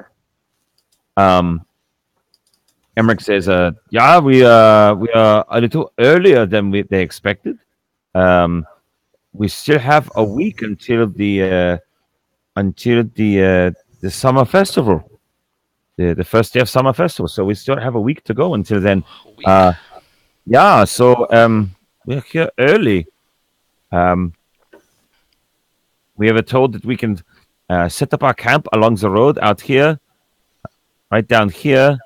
There's open space that we're allowed to set up and camp in, and set up our community, our tent. I mean, our wagons there. So, but we have free access to the city. So I really don't have much work for you for the next week or so. So, I guess enjoy the city. All right then. In the city. Nation. How? The city is of a population of somewhere between 5,000 and 7,000 people. So it's a good size community. Okay. Well, I do. Is there any kind of halfling population that I'm aware of in this city? Have you been here before? I don't know. Yes, I have. Then yes, there's a small halfling community. But there is a small halfling community here. Mm-hmm. So one of the things that Wilstrom would like to do is go and buy a mount, a pony, a combat trained pony. You're so focused on the pony. All right. Well, is everyone going with him? Yeah. Let's go, Bogo. Let's go. It's a good way. It's a good excuse to see the city, right? Yeah, that's right. Let's go buy Wilstrom little pony for little man. There are none of the stables are really besides the military ones are inside, but you are told that there is a purveyor on the north side of town, outside that wall over there, that should have some ponies up over there that you might be able to deal with. Right. I figure if we can find one that's already trained for riding into combat, that might be useful. If not, I can always just I can in fact train the animal myself. It's just going to take some time. I figured save some time and purchase it already trained for riding into battle. All right. As you're going through, it is a fairly compact city, except for the center square, which is quite open. It's gigantic, yeah. Yes. It is not completely open. There are stalls. Vendors are all set up in there. There are tents. It's like a year-round fair in there. There are itinerant street preachers on the sides, professing the virtues of their various gods.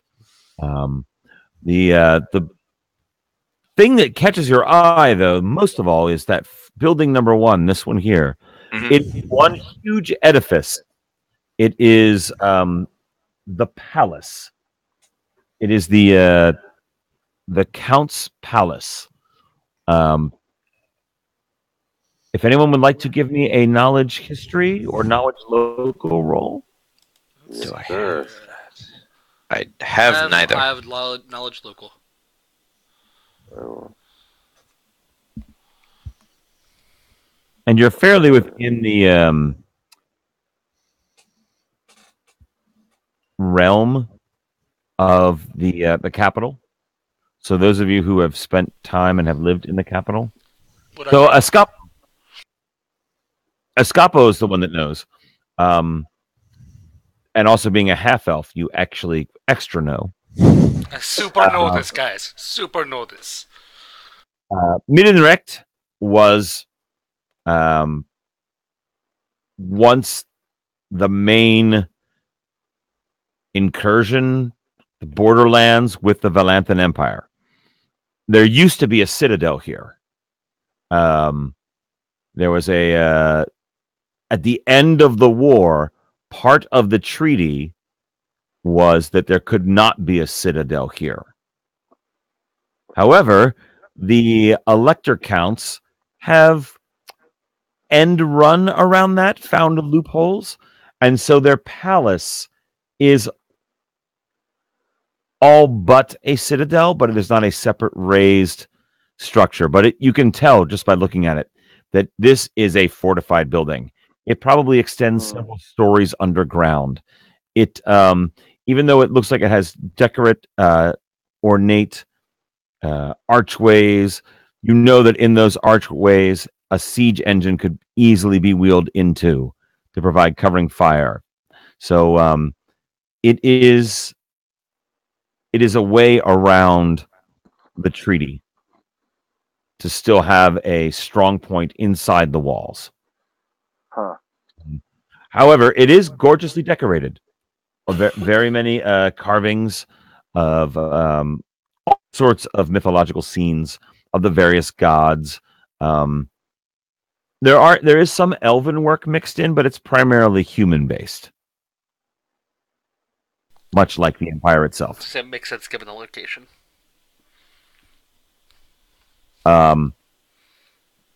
So across from the Grand Square, you can see up just north of that, there's a collection of many temples to all of the major gods that you could find there. Certainly Desna and Eomade. Caden's got a temple / bar up there because, well, Caden. And all the other gods, neutral or good persuasion can be found up there. Right below that, you can also see there's the number 2. That's the academic district. There are essentially schools, trade schools. There's even a minor dabblery in wizardry school there. Although in the Empire, the main school of magic is in the capital. This is like a sub branch of it down here. It is not independent. The docks and the warehouses out number 3 along the river. I already told you about those. Along the riverside is that number 4 is a large building. You can see like there's a space behind there that's open. That is the army barracks. And there, that's their training ground, hidden from sight, access to the wall. There is a decent size force of several hundred soldiers. As this was once a border town, old habits die hard. And number 8, you can see the Guild Market. That's the high-end shopping area. Ooh.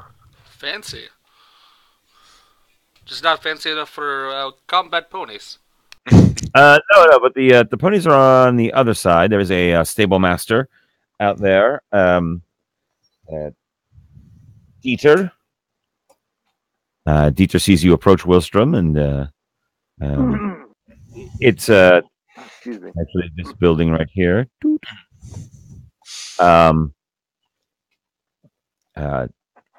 he shows you what he has in his collection. And you see what he has in his collection. Right. All right. Well, I did grow up in a castle, more or less. So I am familiar with horses and animals and steeds trained for battle, and that's what I'm looking for.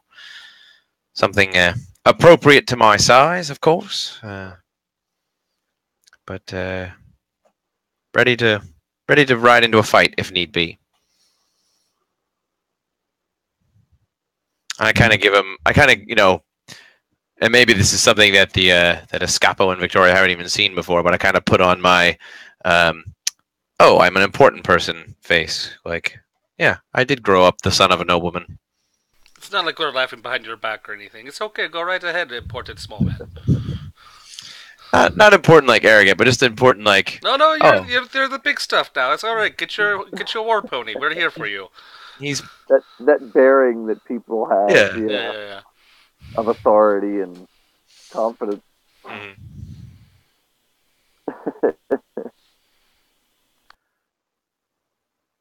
What I don't like about this list is it doesn't tell me the frequency and availability of these kind of things.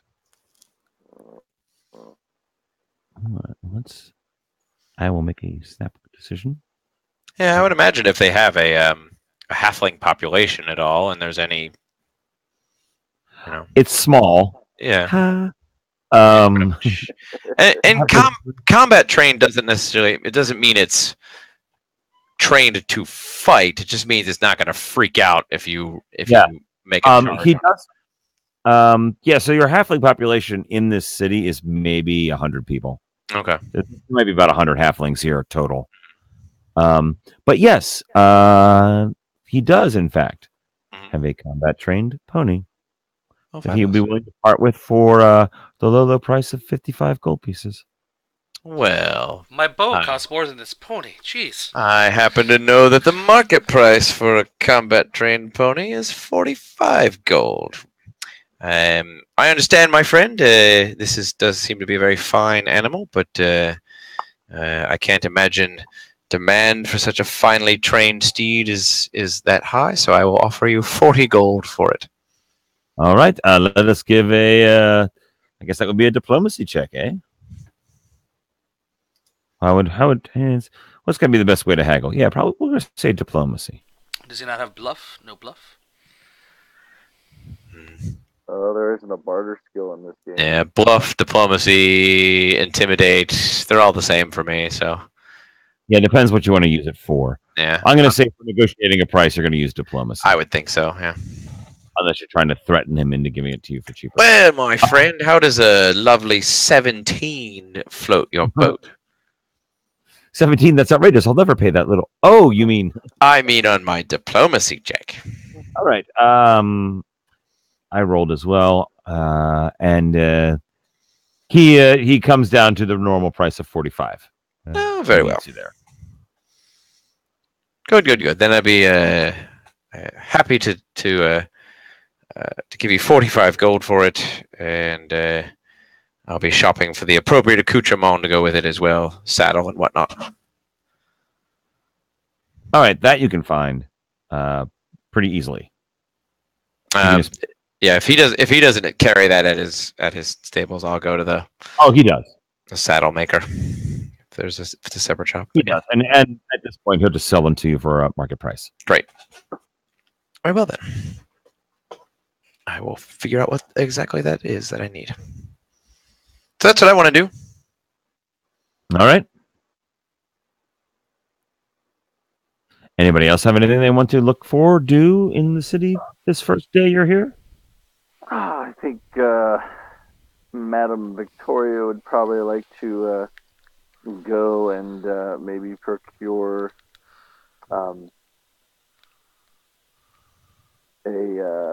two things. Three things actually. Perhaps just a small assortment of fine incenses. She already has She already has some, but it seems like one of those things that Madame Victoria would look at no matter whatever town she goes into. Right, Um, right. See if she gets some new smells. Um, also, I think she would like to have a some new jewelry, perhaps a silver ring. All right. Um, there is an incense shop, and sniffing around, you're like, oh, well, these are nice. I'm trying to find a good list for them. Oh, shoot! I should have written down. It's one of the. Crap. I didn't mean to make you go looking for. No, no, no, that's all right.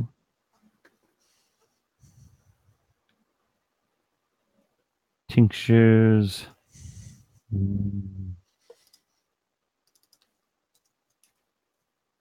No, those are all the 7 silver wild. pieces. Incense. There we go. How much incense are you looking for? Are you looking for anything in particular? Or is it I just mean, some? yeah, I mean, there isn't. It doesn't have any particular game properties. It's more of a just a character thing. Um, so I mean, just a small amount. I don't know. I don't know exactly what to say. You can spend a gold piece and get enough to burn for a couple nights. Sounds good. Sounds good.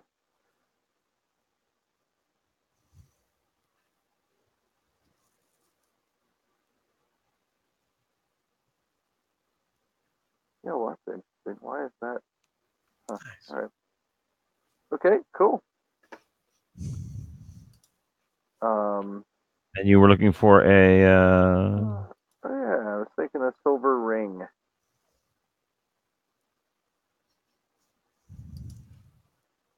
Yeah, you can find a nice little silver ring for 5 gold pieces. Right.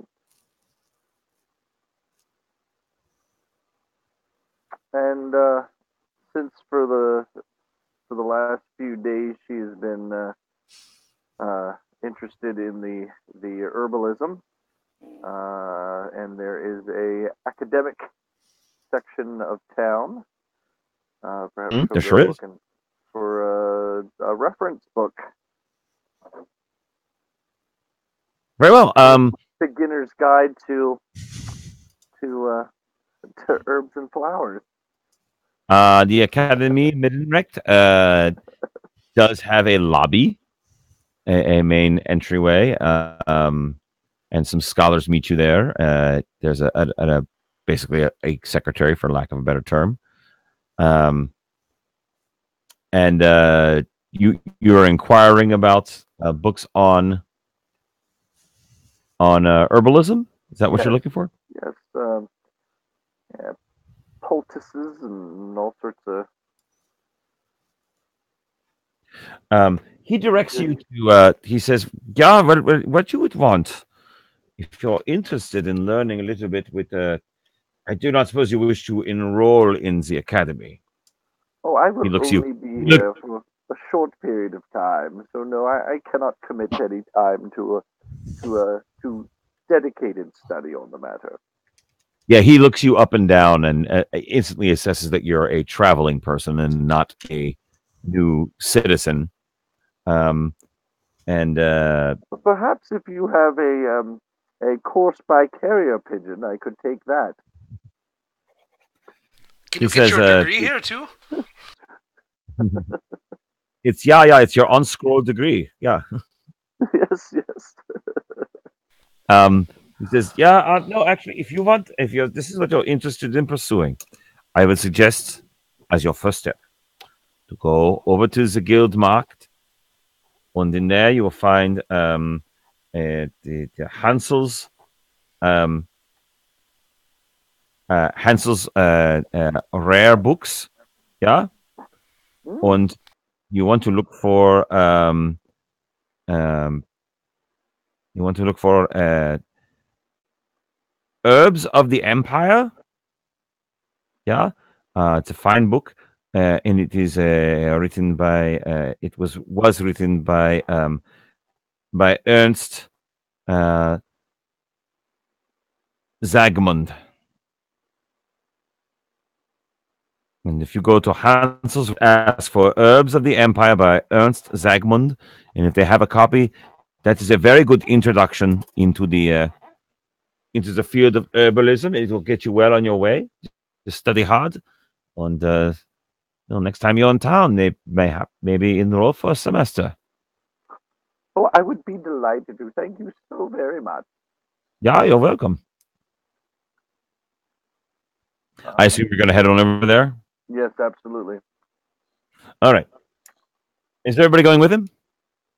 It's party affair. Let's do. All right. Day out. You arrive at Hansel's Rare Books, and you're at Hansel's Rare Books. Hansel himself is there. He's a slightly overweight, balding man, and Hansel says, "Yeah. Can I help you?" Yes, I was looking for Ernst Zagman's guide to he wrote a lovely book on an introduction to herbs. I was hoping that perhaps you had it. Ah, you mean Herbs of the Empire? Yeah.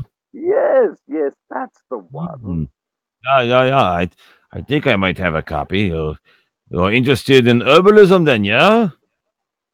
Oh yes, yes. It's a recent interest of mine. Oh, really? Why, how recent? Why? He's Oh, he's going through stacks looking for the book. in the last few days, I met a delightful woman down in wherever the heck we were, and she, You were in Gilenheim. Was the name? yes, in Gilenheim, and she piqued my interest. Well, that's very interesting. Yeah. I'm here. Here it is. Here's a copy of the book. It is 5 gold pieces. Oh, so fantastic! I'll hand over the 5 gold pieces to him. Every, And, I I lost need you. a check from everybody. Perk. Say that again. Make a what check? A perception check from everybody. Oh. Neat.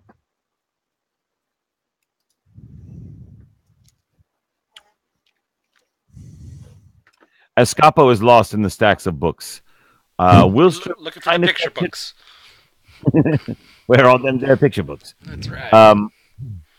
But Madame Victoria definitely catches out of the corner of her eye because he's not really making too much of an effort to hide it. There is a halfling looking at you. He looks a little like this. Who's he looking at? At the 3 of you. After three? she says about being in Gilenheim, his head snaps around and looks at the 3 of you. Oh. Well then. And after you complete your purchase, he walks slowly up to you. Oh, He okay. says- So he does approach us. Okay. He does Hello. approach you and he says, Hello, my friend. What can we do for you? "Hey there, it's good to see countrymen." He nods to Willstrom. Are you wouldn't happen to be the ones who just rescued that poor little girl from that madman down in Gilenheim, would you? Well, that was us. Yes. I heard you say Gilenheim, and I just heard news about that down there. That was a fine bit of work then, if you'd rescued the little girl. Bit of the adventurous sort, aren't you? Oh well, I was a little girl once, and so it's very easy to track down a little girl, having been a little girl. He looks. We'd hate for any. We're just doing our part to keep the world a bit safer for children to grow up. Right. Hey, I see, and you're a bit interested in learning then gestures to the book that Victoria has just purchased. Well, as a human, our time here is short, and so we must pack in as much learning as possible. We do not have centuries to do it, such as some of the longer lived races. So I jump from topic to topic. I'm always interested in learning something new. I'm interested in books myself, he says. Has he said his name yet? Has he introduced himself? No, but I was actually about to. No, I'm actually interested in books myself. Well, not me particularly, but my employer. Allow me to introduce myself. I'm Milton Pellegrew. He puts out his hand. First to Wilstrom, because, well, you're the same height. Right. But then he courteously offers it to all three of you. Huh? Pleasure to meet you, my friend. Guess we're shaking hands. Hi. And I am Madam Victoria. It is lovely to meet you, Milton. Well, it's a pleasure, madam, pleasure. And you are, and you all knows. Escapo. Nice to meet Milton. Just Escapo. Simple Escapo. A stage name, I'm guessing. That's a good one. He winks. And then he looks to his halfling friend, his halfling countryman. The name is Wilstrom.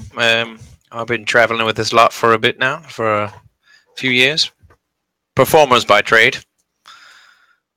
Wilstrom, what? Hang on. I'm going to do the thing I can do.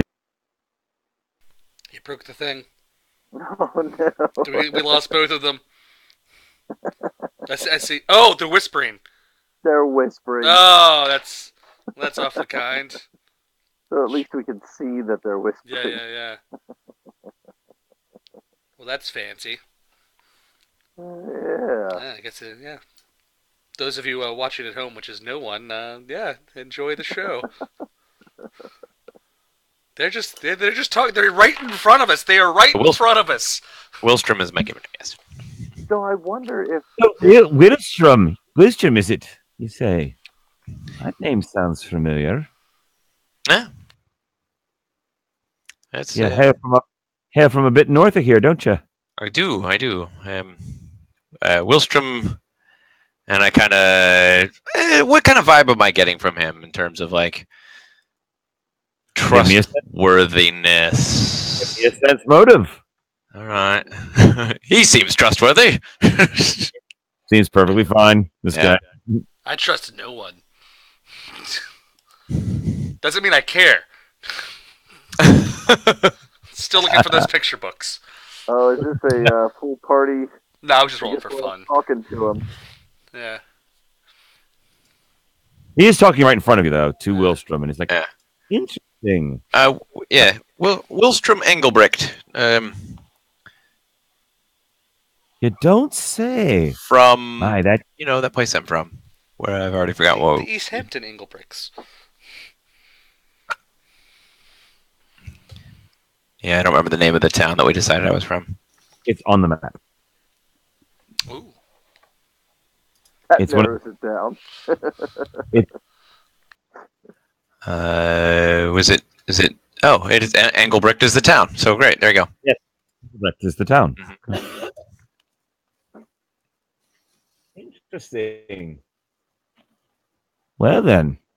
And why? So your employer is interested in books, but not you so much. Well, I'm kind of hired to acquire things. You know what? Are you completed your purchasing? Would care to join me for a drink down the way? Oh, I am getting rather thirsty. We've been gallivanting around the city all day. Yes. You know a good place, do you? Oh, it's just two doors down, right this way. And my new friend. He leads the way if you want to follow him. Yeah. Nope, sure. We're just gonna let him walk away. No, I will. I'm happy to meet a fellow halfling. So your initial impression of him is that he's a pleasant individual. Mm-hmm. He takes you to the tavern and he orders around. He asks what each one of you wants for a drink. Oh. The whatever beer they have, whatever good ale they have. House special Ale, is fine. Yeah. ale, and for you, madam.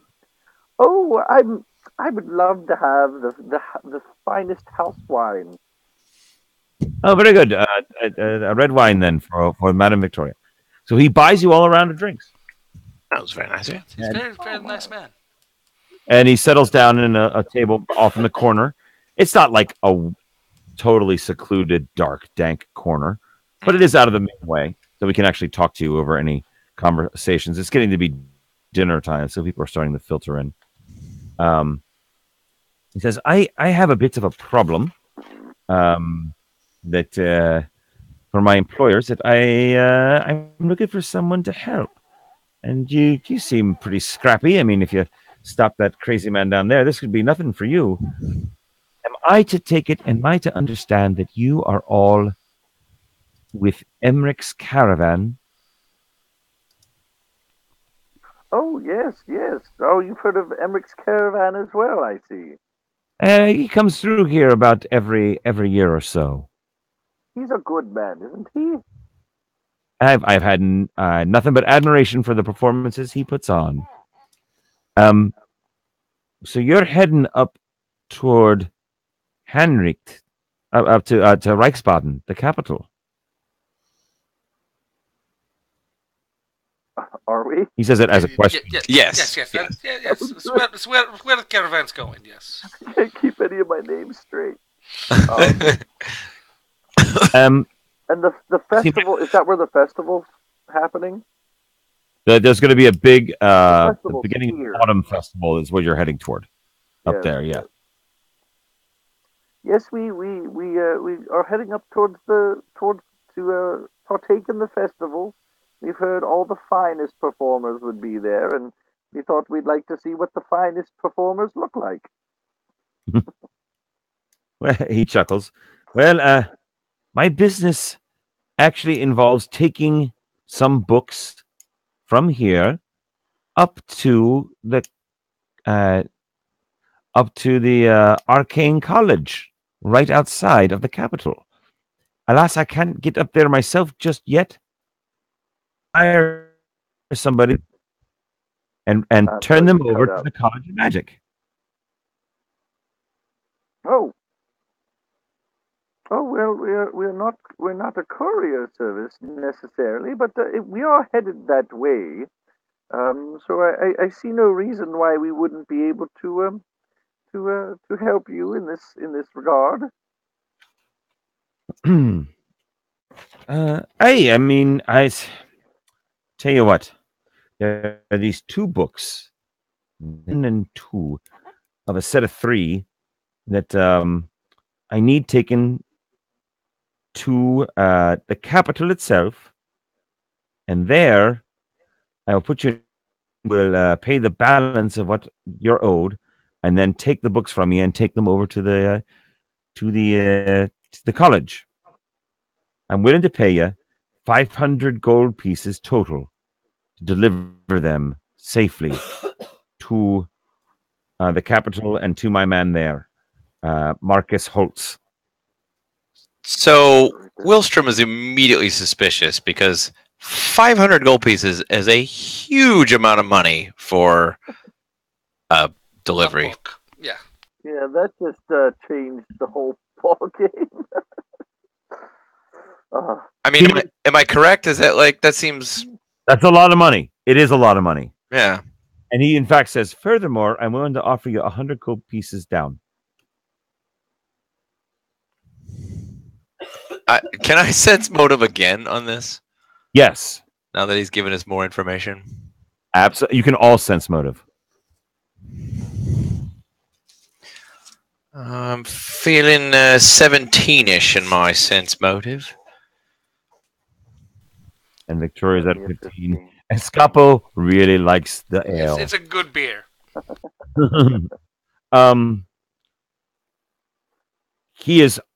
He is honestly offering you 500 gold pieces, and as far as you can tell, to take 2 books. He doesn't seem to. He doesn't seem to be concealing any hidden danger, like that the books are dangerous or anything like that. Like, how desperate does he seem to get this job taken care of? He seems desperate. Seems like he's in a rush, but that he's not in that huge of a rush. And it's going to take us about a week to get up there, right? Yeah, probably. So it's going to take. Plus, you're going to be here for another week, so it'll be about 2 weeks. Okay. Well, I will certainly share with him that information. I will say, well, now we will be spending a week here in the city, and we will not be able to make it up to the book's destination for another week beyond that. So I hope that's all right with you. That would be that'd be fine. Actually, it's not an urgent matter, but it is one that my employer at the college really wants taken care of. Wilstrom, with your 17 cents motive, you get the feeling that even paying you 500 gold pieces, he's probably still making a profit on this. All right. Just being a middleman. Right. Whoever's offering money for these books is probably offering more than 500. Mm-hmm. And he's taking a sizable commission. Right. Well then. So would I know how to ask this exactly? I would know about magic. Magic is in tomes in this world. Like, do I? I mean, there's it's a book, right? Like, I'm thinking to myself, it's a book, but I'm also thinking to myself, we're in a fantasy world, so like, what else do I know about? It could be a magical book. It could be a magical book. Okay, and it could be a book. It could be a book written with spells in it, for all you know. Very common knowledge. Okay. He said, "He's. Are you trying to conceal your thoughts from him at all? Anybody? Conceal? Not really. All right. Thoughts? He seems to realize that you have a little bit of trepidation about how expensive it is, how much he's willing to pay you, and he goes, "I say for that much money, couldn't you send it by post for far less money?" Well, I think that's exactly what he's doing. He's spending the money to get it there safely. We just happen to be the ones delivering it for him. But there's a normal mail service. Is there? I mean, there is, but it's slow and unreliable. Okay. So then that wouldn't. Okay. He leans forward a little bit. He goes, "I understand that you're a little concerned about the reason I'm willing to pay so much. The college is well funded, and the wizards aren't known exactly for their frugality and understanding of what things really cost in the really real world. Additionally, there is another matter that's related to them. I mentioned these are volumes 1 and 2 of a 3-volume set. Mm-hmm. I don't. Oh, that did not escape my notice. I don't have the 3rd volume, and the 500 to take it up there is actually a bit of a. I wanted to see if you're interested because I need someone to get the 3rd one. And the 3rd one, if you were to get the 3rd one as well and take all 3 volumes up to Reichsbaden and turn them over to the representative from the college, I'd be willing to pay you 2,500 gold pieces. I do a spit take.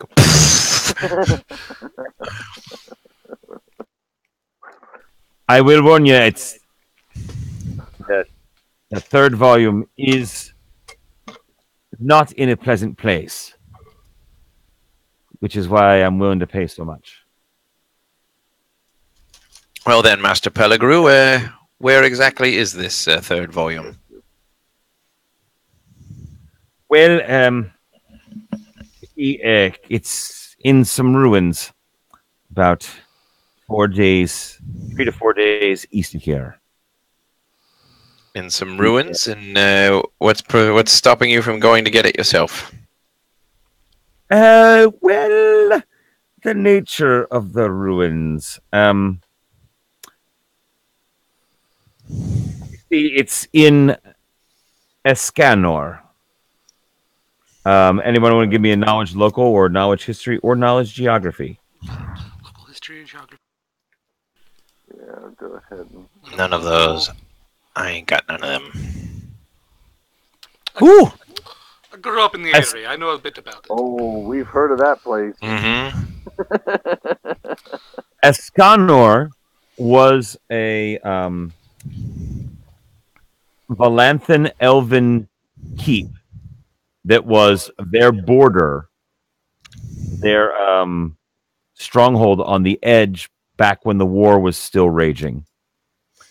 There was a huge battle there. The elves were defeated there, and that's what led to the treaty. Mm-hmm. The keep was laid waste, and it has become swampy in the area as the irrigation that the elves had been maintaining were wiped out in the battle, and never returned because part of the deal was that keep would remain empty. In addition to now Middenrecht not having a citadel in the town, and it is rumored to be haunted by the dead. Like these things usually are. All right. Oh, Can't be haunted by the living. That'd be no fun. so in do we also would we have any? Were there any legends surrounding tomes associated with that with that place? Do you want to ask him what the books actually are? No, I just didn't know if. I mean, I may and I may do that, but I just didn't know if there were any like legends that come along with that No, information. not anything in particular. Okay. He says, And so then I will ask him. So what exactly are these books? they are Manfred's History of the Valanthan. We have volume 1 and 2, and Manfred's third history is rumored to be inside Escanor. And 2 is a cliffhanger, so we really have to find 3. Oh yes. Well, It's like ending on Empire and not knowing what happens in Jedi. I mean, come on. right. I thought that was the natural conclusion of things. You mean there's another movie? Be back. Well, I would say that you have come to the right place, my good Master Pellegru, because Lady Victoria is no stranger to the dead. I am sure that we could retrieve that book for you without any problems. Well, She sounds so do sure. it. Willstrom does kind of a slow look over at Victoria. I'm sorry. I'm sorry. What did you just? All As right. long as I have this meat wall to hide behind, you'll be fine. Are you winking at us right now, Victoria? well, that's perfect. And I'm willing to throw in an extra 100 up front. So I'll give you 200 up front to go and find it. Find volume 3 in Escanor, and then take all 3 volumes up to the capital and give them over to my man, Marcus Holtz. I'll give you the 200. He'll give you the extra 23 when you get there with the 3 volumes. All right, I think you have yourself a. I check in with other party members. Are we doing this? Are we doing this? Are we doing this? So just um, do I can is there a way that I could have any sense of what these volumes would be worth should we get stiffed on the remaining 2,200 gold pieces? I'm gonna make you do 2 rolls to figure that out. I mean, One would be Okay. knowledge, a knowledge history, and an appraise. Okay. Uh,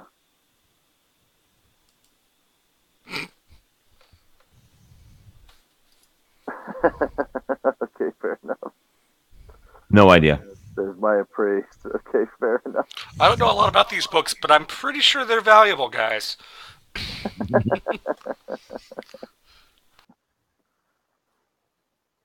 Um, very well.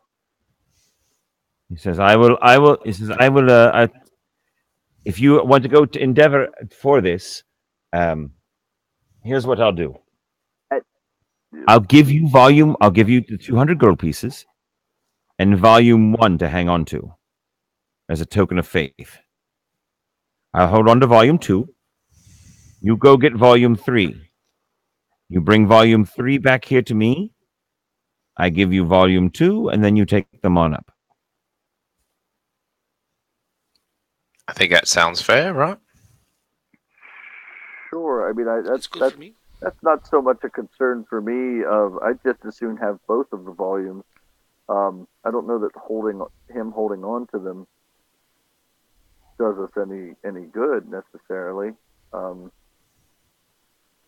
uh, um, I think now this was the place that, like you said, the elves were defeated, like the final defeat of the elves. It was the final battle of the war, which led to the eventual treaty and the assumption of the Valanthan into the greater Hanricht Empire. Very good. Lady Victoria is all for it because she thinks that she is sure to meet some fascinating spirits in these ruins. So she is at this point she doesn't really care so much about anything but that. So she's all on board. Well, Milton stands up and puts out his hand and says, "Are we agreed then?" I believe we are. All right. I would be happy to go look for this book. Now, do you have the ruins would be relatively large area, and a book is a rather small thing. Do you have any idea whatsoever where it may be? It is in the keep itself. That is all I know. And where exactly the keep is, I am not 100% certain. But I do know that the old Empire army marched out to go lay siege and lay waste to the Elven citadel. And their old road that left out was somewhere down around the Towson family farm, Well, that seems like a which lovely is to the place. south and east of the city itself, of Middenrecht itself. Yeah, I would start. it seems like if there was a map of the city, it would be the only family farm marked on that map. Might be labeled as the number 7 for some strange How reason. convenient. It's odd. And how shall we get? Well, I guess we don't need to get a hold of him. We're taking the books, and this is the last we ever need to see of Milton Pellegrew. So No, you're taking volume 1 with you. He's going to stay here in town with volume 2, and then once you come back with volume 3, he will give you volume 2 to then take up with you. Right. okay, well then, very good. We He should probably will. He says you can leave word for me here at the Thorn and Thistle. If Oh, I'm very not good. here, I will check in every day to see if you've left me a note, and then I'll arrange a meeting. Well, All very right. good. We hope to see you again very shortly, Master Pellegru. He says, aren't you forgetting something? Oh, yes, And he- I haven't finished my wine. And, I believe you mean the book. Is that what you're referring to? Yes, and he hands over a book. It is wrapped in an oilskin, watertight cloth. He hands over the book and a sack of 200 gold pieces. Well then, now he's handing over volume 2. Volume 1. I'm sorry. Yeah, I'm sorry. Whatever. I will add that to our loot pile. Make sure you put volume 2. I mean 1. Yes. Yes. It is. The only reason I ask is because I didn't know if there would be perhaps some information that would help us in our quest in one volume or the other. All right, so it is. If it is a history of, you know. All right, it is volume 1 of Manfred's Histories of the Valanthan. That is what it is. Spell Manfred for me. Manfred, Manfred. Last name Man? And spell Valanthan. Valla. Oops, where is it? It's all A's. All A's. Okay, got it. Valanthan, all A's. Mm-hmm. And that's it. Got it. All right. Neat. Very well. And at that, I think we're going to call it a night. I think so. All right, then. I'm gonna. Because I don't want to really go any further until we have Crane with us. That's fine. Right. Sure. Tom, is it okay if I pick up a lance as well as a my saddle and whatnot that I need? Yes, you can find a lance. Good. Excellent. Not that you've been programming in it already or anything. Not that I've been messing with it already. But And all that stuff. it's tricky to do with a charge double damage on the charge. Mm. Oh, I wonder if you could. I bet I know how to do it. All right, guys. I really do have to go, unfortunately. Okay. Have a good night. We'll divvy up things later. Yeah, we'll continue on. Once we have Crane, we can actually proceed forward. Okay. We'll go. No We'll go experience. find this volume 3. No experience Yep. for the night? Oh yes. I'm sorry, I forgot. You do get experience. You actually each get 300 more experience. That puts us at 1782. That is within striking range. So close. So. And actually, give yourself an extra 50 on top of that Ooh. for all your stuff and your performances and all that stuff too. What's that make that? 1832. And then we'll need to also give that to Arthur whenever he comes in, because I want to keep him up to date with you guys. Yeah, that's fair. Right. Sure. All right, guys. Preloaded dwarf. What did you All say? right, man. You said 300, right? 350. 350. 350. 1832. 1832. Got it. Sure. All right. right. Canceling the stream.